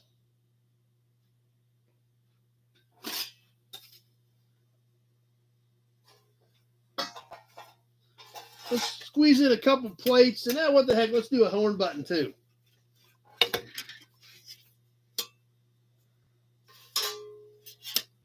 $4.60 to go. I don't know if we've done any of these before or not. I got 2 of them from this state tonight. The other one's really cool. The Treasure State, Montana. Check this one out. This plate, to me, almost looks kind of crude. It's got the state stamped in it, but there's a lot of dead space around here. This is a roughly 12 by 6 plate, standard type size of what we're used to. Has the 65 tab on it. Looks like it started life as a 63 tag. However, does not appear to have the 64 on there. So they probably took the 64 off when they put the 65 on it. These are really basic. This thing is like stamped aluminum with some black lettering. Like I said, a lot of excessive metal around the edges of this thing. But it is all embossed. It is all stamped in there. Kind of the same thing that Kansas did, just with a lot of extra wasted space on the plate is kind of what it looks like to me. So where's our Montana fans at?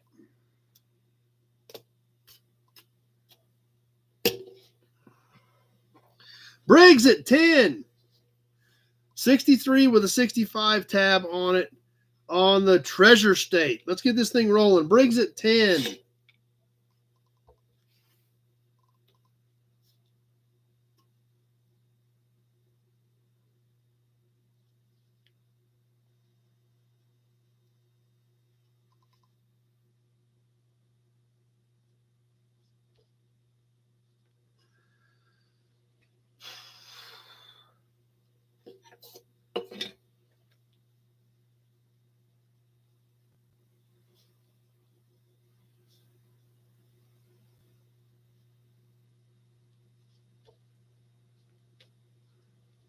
Just past the 30-second mark. Gary at 12.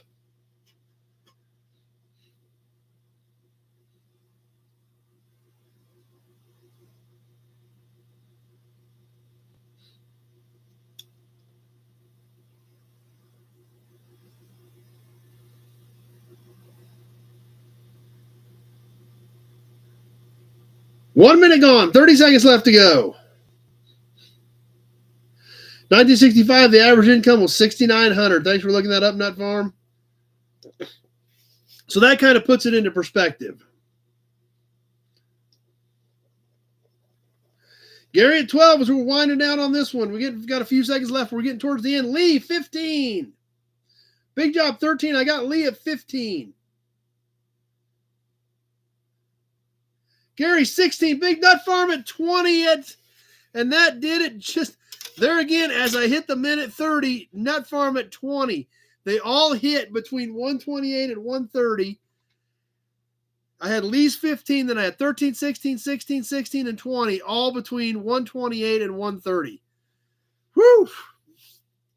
That was kind of bananas. All 5 of those bids were like within those 2 seconds. Montana's the snowdrift state.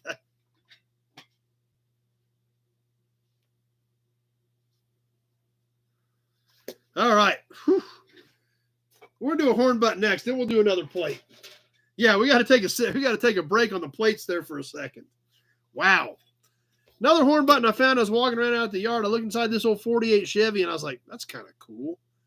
Figured you guys would dig that.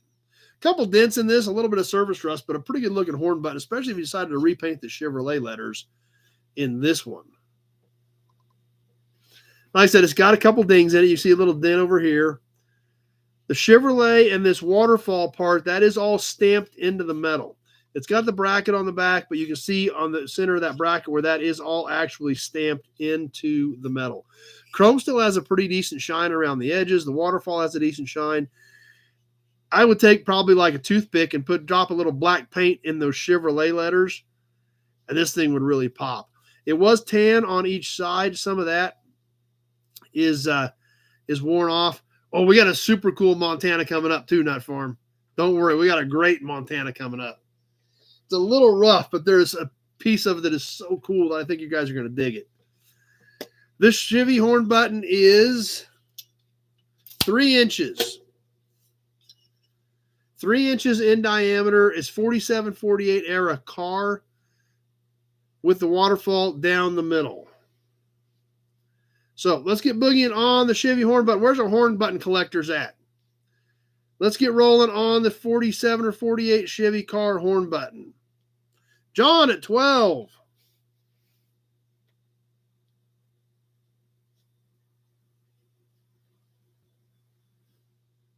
Kevin 10, Kevin 15, Mary 15.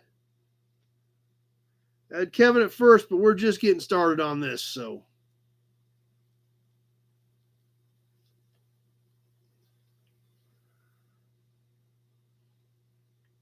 $30 seconds gone.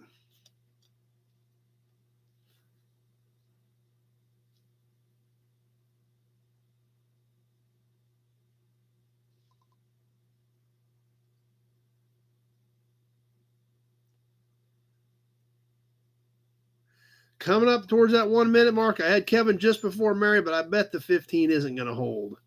Nope, Mary 17.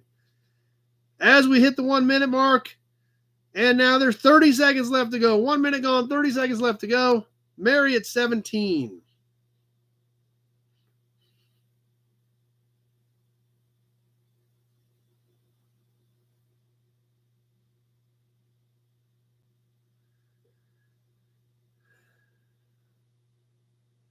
Getting close to the end. I've got Mary at 17 as we're winding this one down. Kenny, 18. Kevin L, 20. John, 20. I had Kevin right before John, and that did it. Kevin at 20, just a second before John's 20.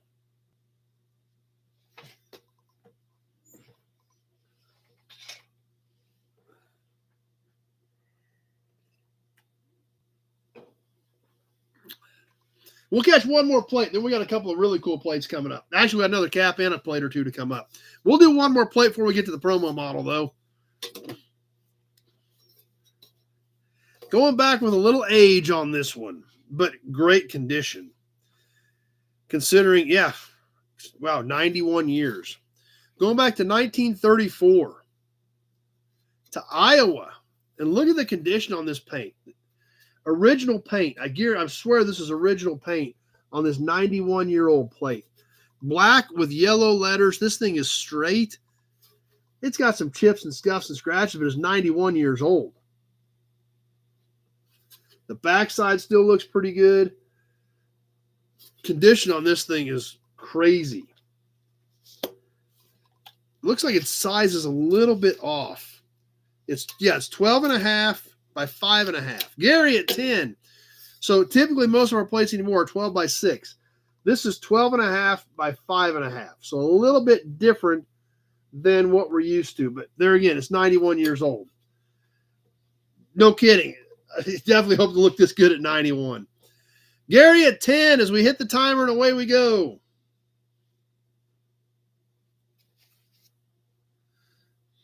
Crazy to think this thing is 91 years old and looks this good.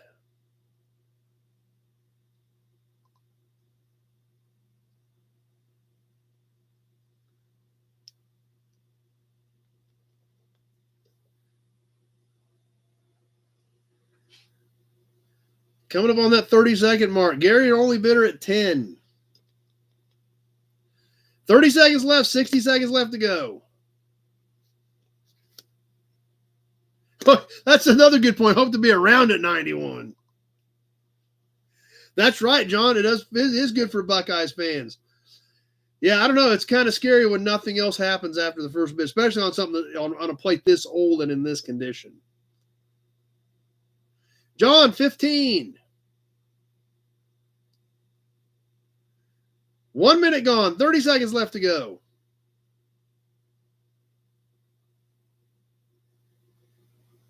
Mary, 18.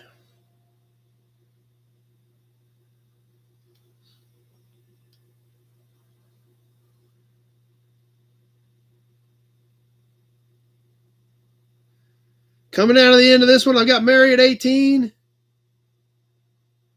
Briggs, 20. Gary, 21. Big Job, 23. And that did it. Big Job at 23. That one is at 129. So I had Big Job at 23 at 129. John's 21 came in as it hit 130, but Big Job had it covered at 23. So he did shoot just before he took that last half breath, but that was all that he did. John's bid came in, but it was just short. Big Job at 23.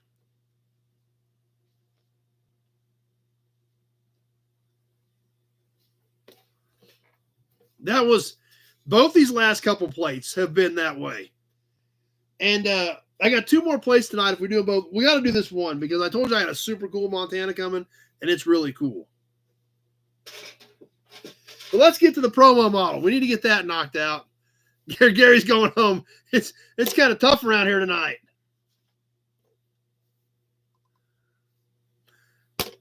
Let's catch tonight's promo and then story time. Tonight's promo, another one out of the big Chevrolet collection that Dad. Oh, you are home. I thought you were like in Cartman mode there, Gary. I don't know if you watch South Park or not, but Cartman is hilarious, and that's what he always says. Screw you guys. Going home. It has been kind of Sniper Sunday. Okay, so yes, exactly right, Gary. That's because that's so hilarious. Screw you guys. Going home. So anyway, we got a couple more fun things we're going to do yet tonight on auctions, but we're going to get to the promo model, and we're going to catch story time and the raffle in a little bit. That's right. They killed Kenny. South Park is so wrong. It is hilariously right. But as we've been working on the big Chevrolet promo collection, Dad and I went to an auction last September, I think it was, where we picked up, it was a Chevrolet dealer. These people had owned the dealership up into the mid-'80s. Each year they took home the promos that they liked themselves personally and put them up in their house. So these were never played with. They were always in, a somewhat controlled environment. They weren't left in a warehouse where it was 10 degrees. They weren't left outside where it was 110 degrees. They were always in a climate controlled house. Condition has been second to none on all these, other than the fact that we don't have boxes. They have sold 84 promos that day. We ended up with 49 of them, including This 1971 Chevrolet Impala two-door hardtop in Sea Aqua. Well, not really a teal. It doesn't have that much blue in it. It's got more green. It's called a Sea Aqua. It does appear it was a metallic color. Some interesting features about the 71. The 71 to 73 had this kind of concaved in rear window. And then, as a lot of us know, 71, the only year that used these ventilation louvers in the trunk. And that was across the board for GM. And I don't even think they used it for the full year. But the 71s only had these louvers in the trunk lids.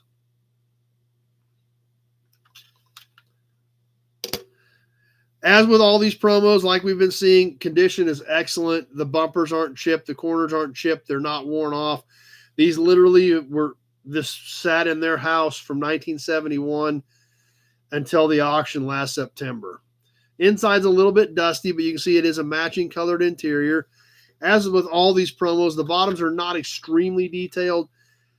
This one, actually, believe it or not, the exhaust was a separate piece on this car. Typically, the bottoms of these promos are just one solid molded piece of plastic. This one, for some reason, did actually have, or no, actually, the exhaust is not separate. It is molded in there. You can see how the exhaust is sticking out here, but when we look back to the rear axle, it is actually molded in, just molded separately out here, but it is tied in to the base. Kind of a unique feature on this one we haven't seen before. On this 1971 Impala in Sea Aqua. Good looking piece.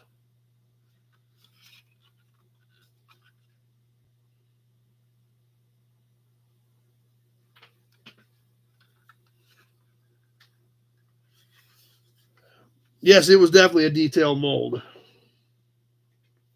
Up next, story time. We've been having a ton of fun with this. The cars that Dad did 50 years ago, 40 plus years ago on most of them, some of them right at 50 years. Going through his old records, not only do we have the scrapbook with the pictures, we've got the records that him and Mom kept when Dad redid these cars and flipped them. There goes the hearts. And talk about time travel, looking back at what stuff cost back in the 70s versus what we're paying today for this stuff. And tonight, we're going back to 1976. Dad actually bought this car 2 days after my second birthday, believe it or not. On October 18th of 1976, Dad was a tech at the local Buick Olds Cadillac dealership. He worked on the line, and he bought a lot of their trade-ins, and that's where a lot of these came from. We've looked at a lot of these tickets. On October 18th, 1976, Dad bought an 11-year-old 1965 Buick Skylark 4-door for $150. Safety inspection, sales tax, total price out the door, $160.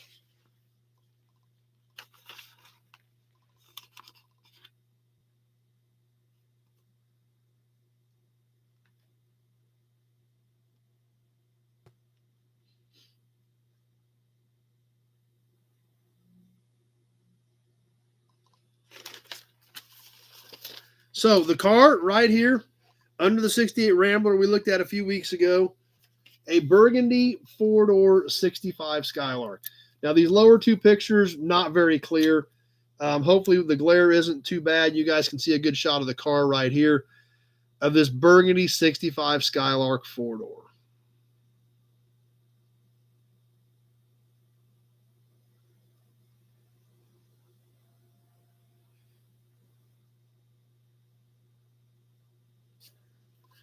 Now, and that's right, just like Nut Farm said, the rest of the story. It's crazy how much work a lot of these cars really needed for cars that are not that old. The 11-year-old car, in today's world, we're talking about a 2014. Okay? So unless its thing has been wrecked or wadded up or torn up, you would expect the 2014 to be in relatively decent shape and ready to go. Well, in 1976, this car actually needed. I don't know. None of the ones that I think we've talked about in here, well, other than the ambulance. You know, we talked about the ambulance, and Dad still has that car. But now it would be kind of curious to see, you know, I've got one car at the yard that I know he did back in the early 80s, but most of this stuff don't have any clue. But it would be kind of fun to find out, wouldn't it? But what did this 65 Skylark need? Like I said, it was 11 years old, and it had 94,358 miles on it at the time of purchase in 1976. Dad doesn't remember much about it specifically. R&R lower ball joints, R&R fuel pump, R&R brake hoses, timing gear and chain, tires, antenna. Needed a hubcap, tune-up, flush radiator, buffed and touched up the paint, R&R transmission and overhaul, so it needed the transmission needed rebuilt. That was probably the biggie.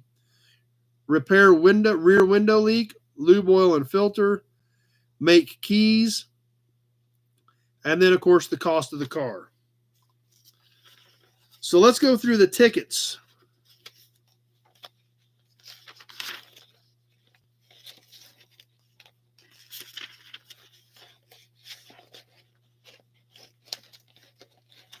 Oh, there was an interesting ticket in here as well, too.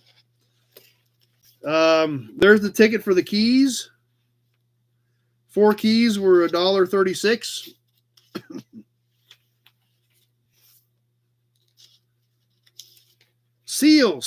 Seal, gasket, transmission filter kit, gaskets, $9.89.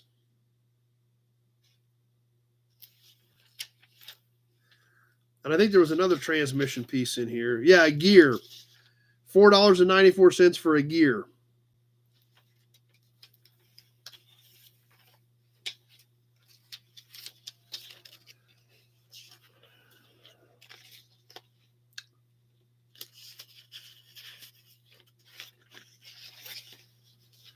Two Moog part numbers that had to be in the lower ball joints, $9.01 a piece with tax, $18.56 for a pair of ball joints.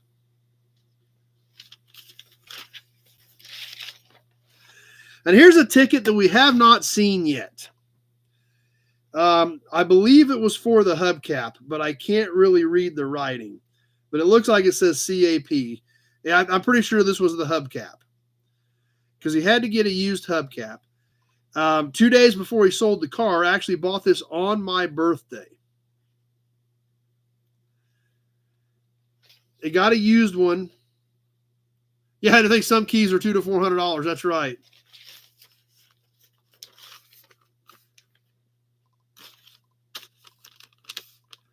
Hubcap, $3. Now, you see where this came from? We haven't seen any of these tickets in any of these that we've done here yet, I don't think. October 16th, 1976, on my second birthday is when Dad picked this up. Town and Country Auto Parts, 316-793-3557. New and used truck parts, 2 miles north on Highway 281 from Great Bend.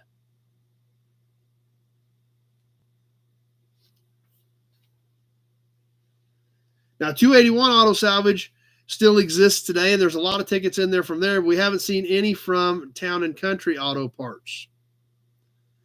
Town and Country Auto Parts was not around much longer after this. This was kind of the end of Town and Country Auto Parts because it was sold shortly thereafter. It was sold to Don Newkirk, who renamed it Nobody's. So this would have been shortly before my yard became Nobody's in 76, because Mouse bought it sometime in the mid to late 70s. So probably within a year or two of this was probably when Mouse bought it. So I thought it was kind of odd. We just hadn't seen many tickets from there. But I think that's because they were getting ready to sell it too. So they probably weren't, moving as much stuff as they had been for when Mouse bought it. And hopefully Mouse, Don Newkirk's nickname is Mouse. He did come over to the gathering for a while last year. He wasn't feeling well, so he didn't stick around. I have talked to him. I told him you guys are all coming back. So he marked it down. So hopefully Mouse will get over and hang out with us some this year. The original nobody, Don Newkirk, who bought Town and Country Auto Parts and renamed it Nobody's.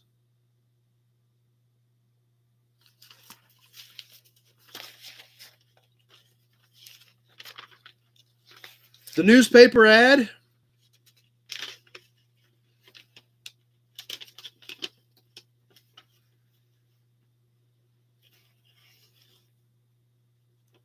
'65 Buick Skylark, excellent condition, economical, ready for winter, safety inspected.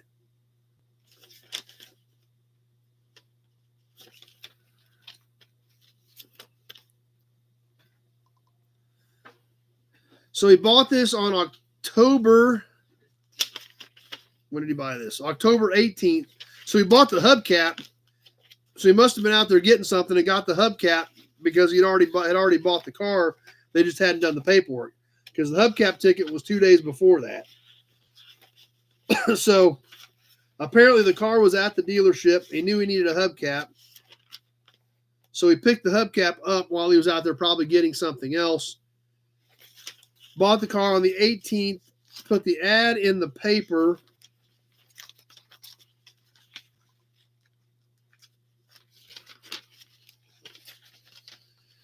$12.2 through $12.5 of 1976, $3.45 to run the ad.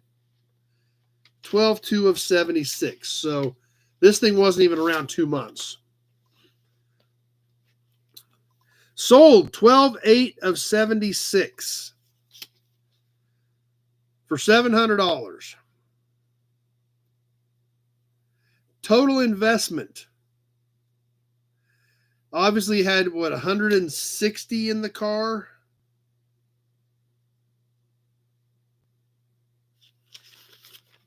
Yep, 160 in the car. Total investment in the car with the parts, not counting labor, obviously,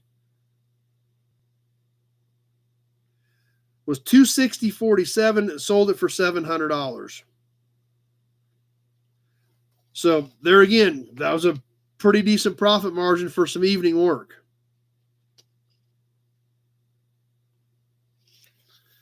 So there you have it. The rest of the story on the 1965 Buick Skylark sedan from 1976.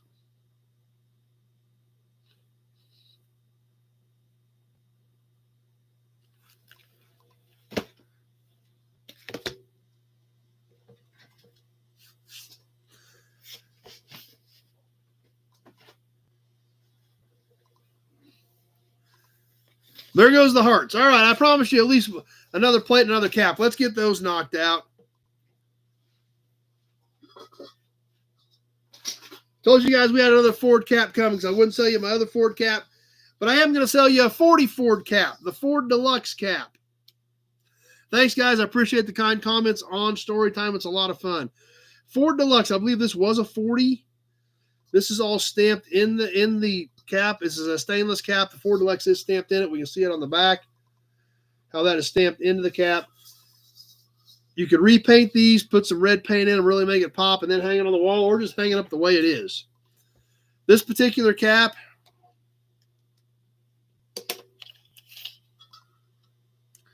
nine and a half in diameter on this Ford Deluxe cap. It does have a decent dome to it, not near as much as the 39.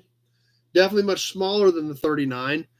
So I told you guys we had another Ford cap coming up, and then we got another plate coming up that I think it's kind of rough, but it is really cool.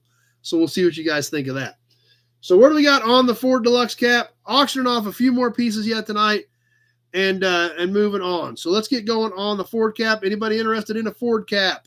I know it's not quite as cool as the new old stock 39. Big Job at 10. Of course, Big Job's interested in a Ford cap. I don't even know why I should even doubt that. Big job at 10 on the Ford Deluxe cap.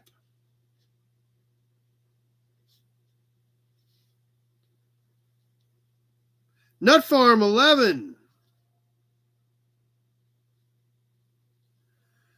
Kenny 12. Yeah, exactly. Briggs shocking. Never would have guessed it.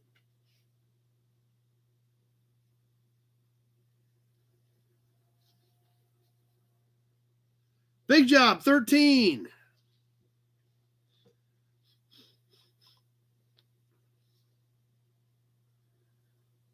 Nut Farm 14.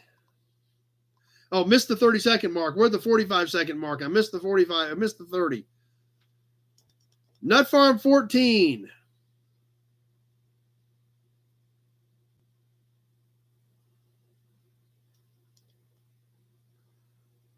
One minute gone. 30 seconds left to go. Nut Farm 14.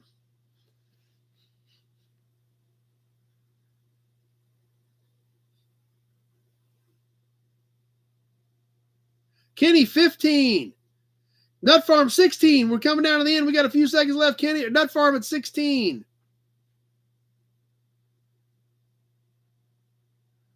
Coming to the end. What's going to happen? And Nut Farm at 16 got it done. There's Big Jobs 19. And it was too late. Nut Farm at 16.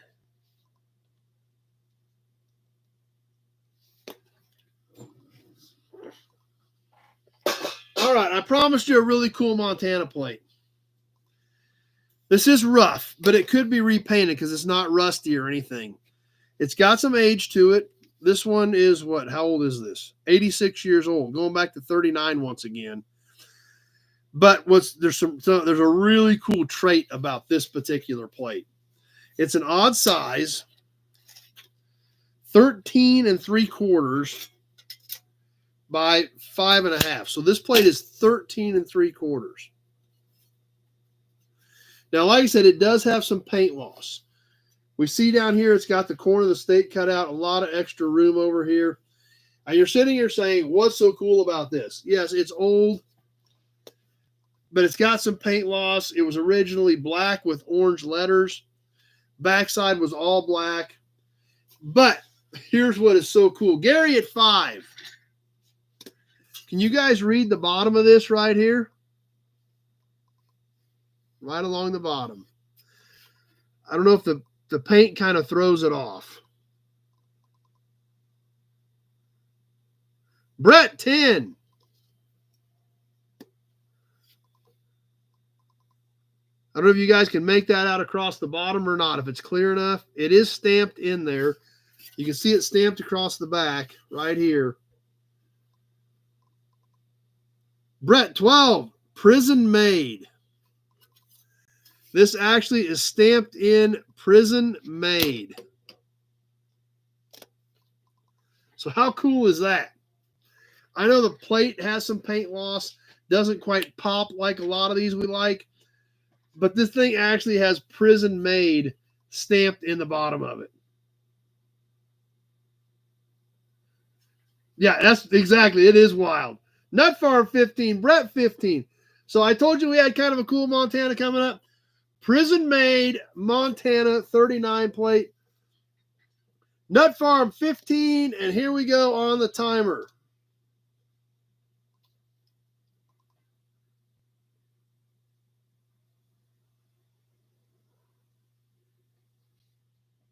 Briggs 20.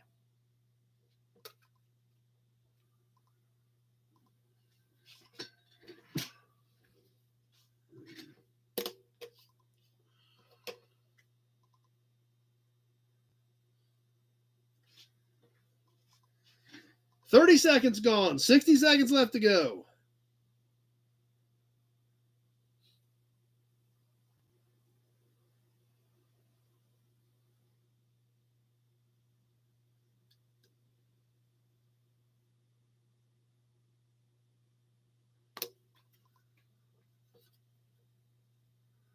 Nut Farm's getting scared. I know.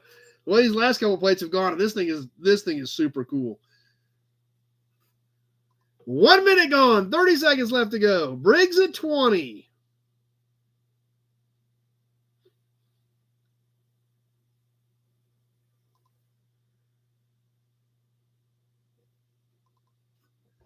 Tick tock, tick tock, tick tock, tick tock, tick tock, tick tock. Briggs at 20. We're getting close to the end.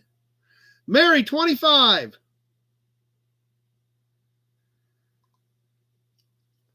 Big Job, 30. And that did it. Big Job, 30. Got it in at the 129 mark again. Mary came back at 31, and it was just too late. Nut Farm had a 31, hung in there. Big Job at 30, and boom. I mean, it was 129 again. Big Job is dialed in tonight, guys. Balin Wire was just there yesterday. Big Job at 30.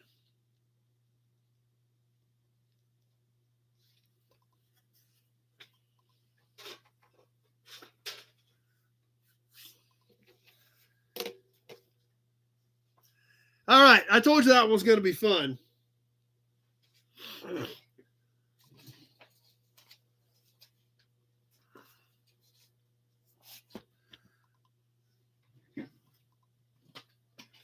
Deer Lodge, Montana was on Balin Wire and Copper Wire's route back this week.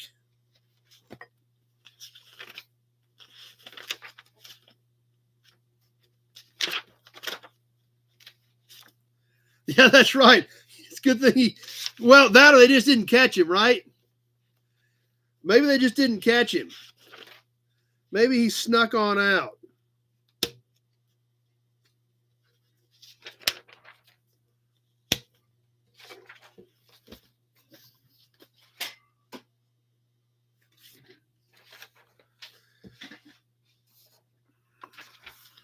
Okay. Raffle. Giving away next week the Structo ramp side truck with no box, but in almost mint condition. You seen the presses that made the plate? Sweet.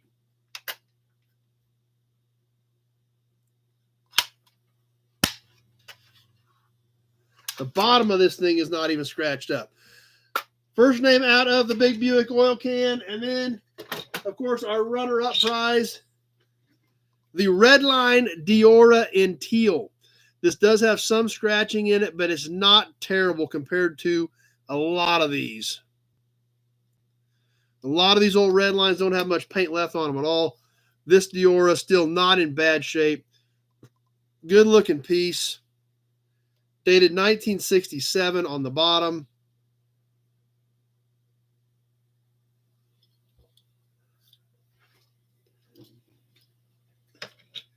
And I would go through new entries this week, but there are none. No new entries this week into the raffle. $1 per chance, Gary. You send me $5, your name goes in the big Buick oil can 5 times, $10, $10.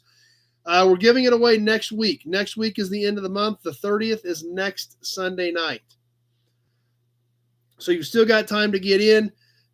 You could probably even still send a check tomorrow if you needed to, or obviously PayPal friends and family, and get into the raffle. $1 per chance gets you in.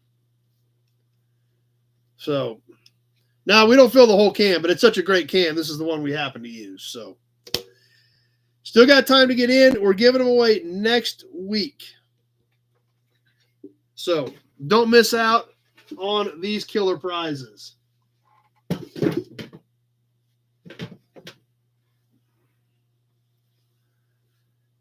It would be a lot. That's a big can. What is that thing? 5 quarts? Yeah, so it's a little over a gallon.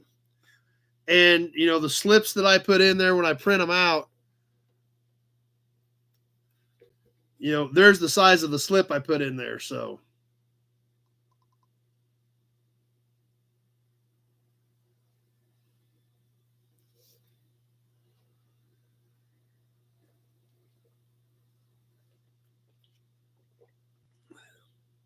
yeah, if we filled it, it'd be a lot.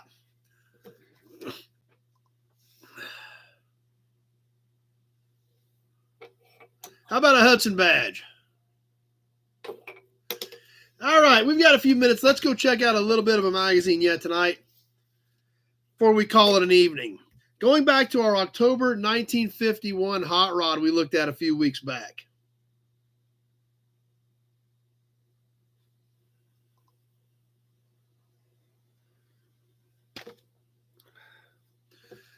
Maybe we ought to have a super raffle that started at the beginning of the year and ended on the end of the following year on a big prize. I never thought about that, Big Job. Or we could dump all of the raffle entries each month at the end of the raffle into a big can for something, that's a little better at the end of the year, or maybe twice a year. That's a thought. What do you guys think about that? I don't know. We'll see how things go because like we talked about last month, raffle entries are down dramatically from a year ago. And we'll see what happens. But that's an idea where we may dump everything into, if we decide to keep doing them. Everybody wanted to do them. But it's the raffle entry is raffle entries are so far down that I got to kind of see what we're going to keep doing with it, and see how things work out. Yeah, try it, see what the response is, and it's a great idea, Big Job. I've never thought of that, but as of right now, the raffles have to get themselves back on their feet to at least cover what I'm paying for this stuff, because we're nowhere near covering what I got in this stuff right now, and we only got a week left. So if the raffles can kind of, start supporting themselves again, that is definitely a possibility. And I don't know if I would want to go a full year, but we could darn sure do like a January to June and a July to December. Make it separate tickets because of the cost. We could do that. Give away a car in the yard. So Nut Farm says separate tickets. Sounds perfect, Mary. Appreciate it.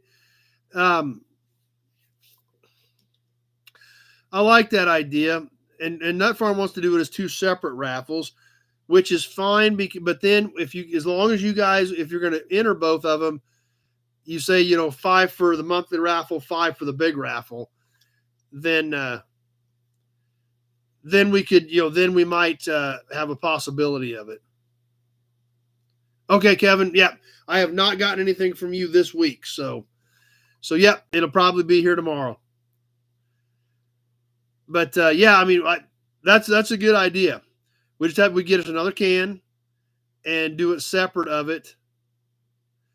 Oh, no problem, Kenny. I'm not upset about it. Anybody. They just need to hold their own. That's all I want them to do. Is I can't go spend money on this stuff and then not even sell enough tickets to cover it. I perfectly understand, Kenny, and I want you to be here. I mean, I would definitely want you to be able to get here. So I'm not upset about anybody. They've got to float themselves, and if it's not, then I obviously can't keep doing them. So that's my primary concern. So Nut Farm says do it in two separate raffles. Get another can and a bigger prize. And like I said, the year-long thing I think would be too long, but we could sure do a 6-month deal for something like that. I like that idea. So anyway, definitely food for thought for sure. $5 buy-in every week ticket price with a minimum of so many. $2 tickets might be a possibility.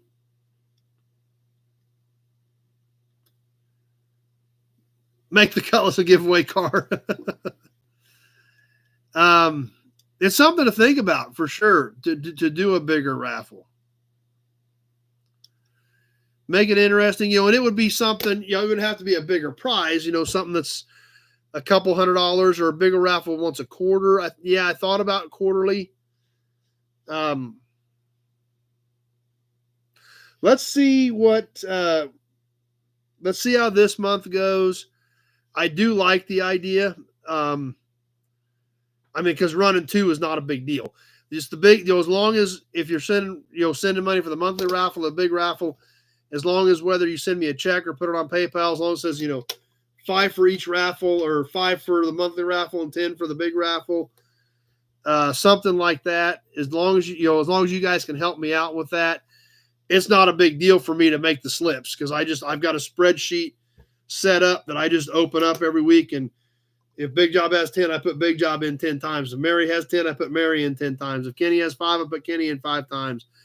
Nut Farm has 5, I put Nut Farm in 5 times. Then I just spit the sheet out and cut it. So probably have better luck here than with the state lotteries. Hopefully, Scott. Okay, we'll keep that in mind. I definitely do like the idea, and we'll keep it in mind. So,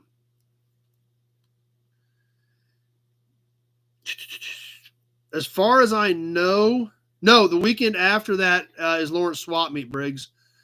It depends on what day you're going to be here. But we need a certain amount of entries. Yeah, we could put a minimum on it. There's a lot of different ways we can do it, but I've never thought of that, Big Job. So this is all, I'll kick that around and get some more of your guys' feedback on it. But yeah, it depends on what day you're coming in, Briggs, because that's why we intentionally did not go the following weekend, which is the first weekend in May, because that is always Lawrence Swap Meet. And I know I will be there. Rico and Jess will be there. Balin Wire will be there. May 4th. Where are you going to be at exactly, Briggs? Sunday we'll be back. We usually come home Saturday afternoon. So that Sunday I will be back, and the 4th is on a Sunday. So that is a possibility for sure. Coming back from Wyoming. Okay. Yeah, we'll be coming home Saturday afternoon on the 3rd. So the 4th I should be here. So you're just going to be cutting through the area. So anyway, shoot, that actually, the raffle thing kind of took a left turn on us there. So obviously we don't have a lot of time to get back. Hey, there's number 1 stopping by. Glad you made it tonight, number 1 for a bit. 4th of July MAGA raffle. Gary says 1 more plate. All right, you guys want to do, I got 1 more plate here. We can do another plate if you guys want. Yeah, definitely, Briggs. Gary wants to sell 1 more plate. Anybody feel like bidding on 1 more plate? That's over 100 years old. I got 1 more laying here. Gary wants another plate. Jesse says, Jared, sure. Okay, let's do 1 more plate and then we'll call it a night. What do you think, guys? Big Job's out. How many plates did you get tonight, Big Job? 1, 2, 3. You got 3 of the 5. I think you're psyching everybody out. Glenn started us off at 10. He hasn't seen the plate yet. And it is kind of rough, but it is over 100 years old. So Big Job is going to snipe it anyway. All right, let's sell 1 more plate. Gary at 11. The condition on this is not as good as I would like, but there again, it's 103 years old. We're going up north a bit to our friends in Nebraska to 1922. Correct, Nut Farm, 15 apiece. Just let me know what you want, plates or mugs.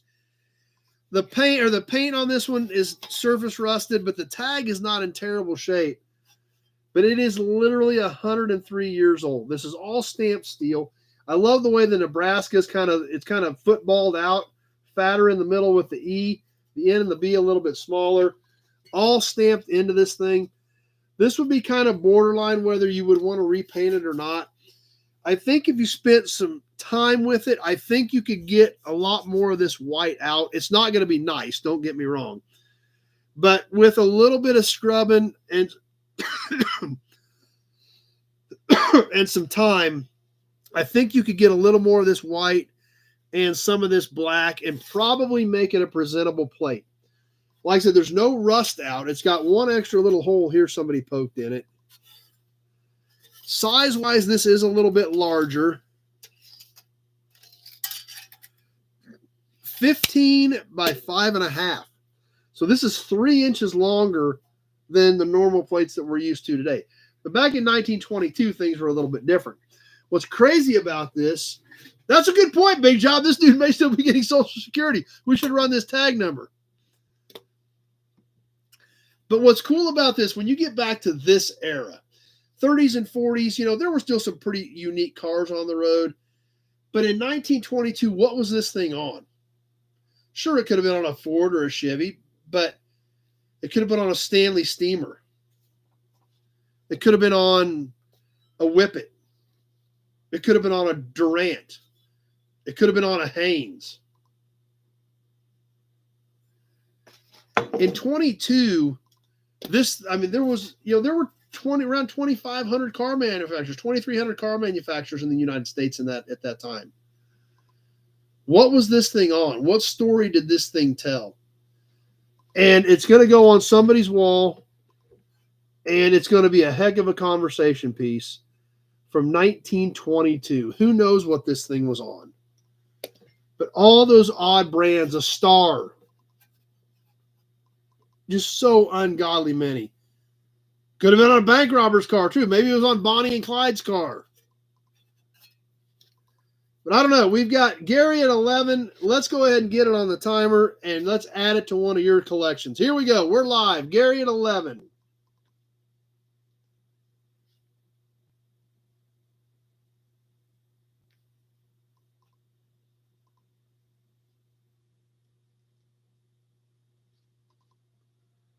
Briggs, 13. Kevin, 15. Nut Farm, 15.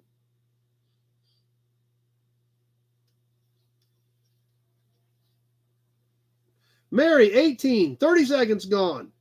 60 seconds left. Mary, 18. Kevin L, 20.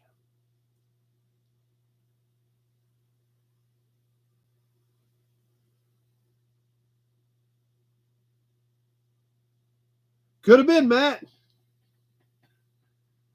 That's right, Leo. If these things could talk, it would be crazy. But in 30 seconds, it's going to somebody else's collection. Kevin at 20. 1 minute gone, just under 30 seconds left. Kevin at 20.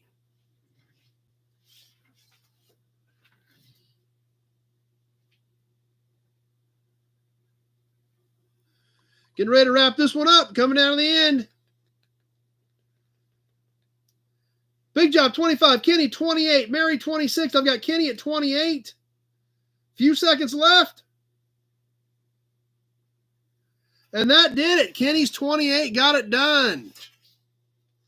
Kevin L had a 30. Mary had a 30.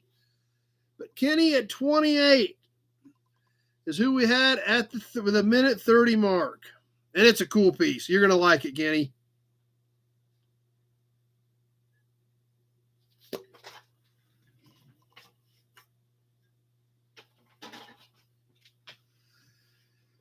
All right, guys. Yeah, it's great, Kenny. I think you're going to dig it. It's just there again, when you think back to that time period and those cars and what it could have been on and what was going on in the world at that point and all the different manufacturers, who knows? Who knows what it could have been? But that's part of the story. It's part of the mystery. It's part of why we enjoy doing this, and it's part of why we enjoy hanging out. Is the stories, the history, what we learn from each other, and all your guys' contributions to the chat to really make this thing what it is. So with that, guys, yeah, nobody did kill Kenny that time. That's true. We'll go ahead and start winding things down. And obviously don't really have time to get much into the magazine, but that's okay. The magazines are kind of filler. They're great when we get to them, and when we don't, we don't.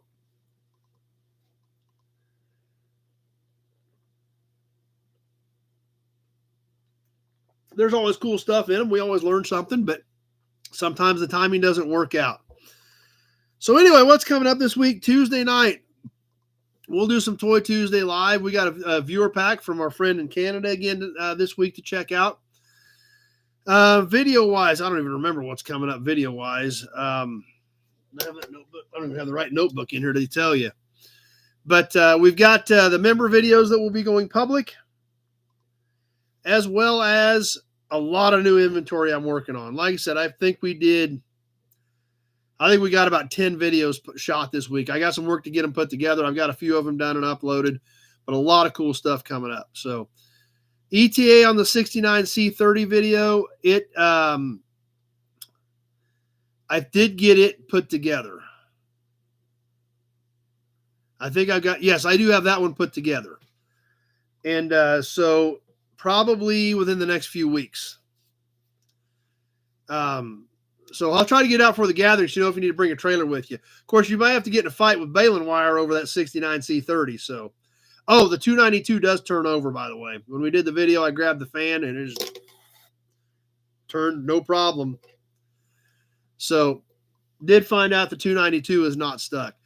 But yeah, that video is ready. So we'll probably have it up within the next few weeks, because that is one that did get shot this week and did get put together, because I had clips from where I bought it, because that was an estate sale.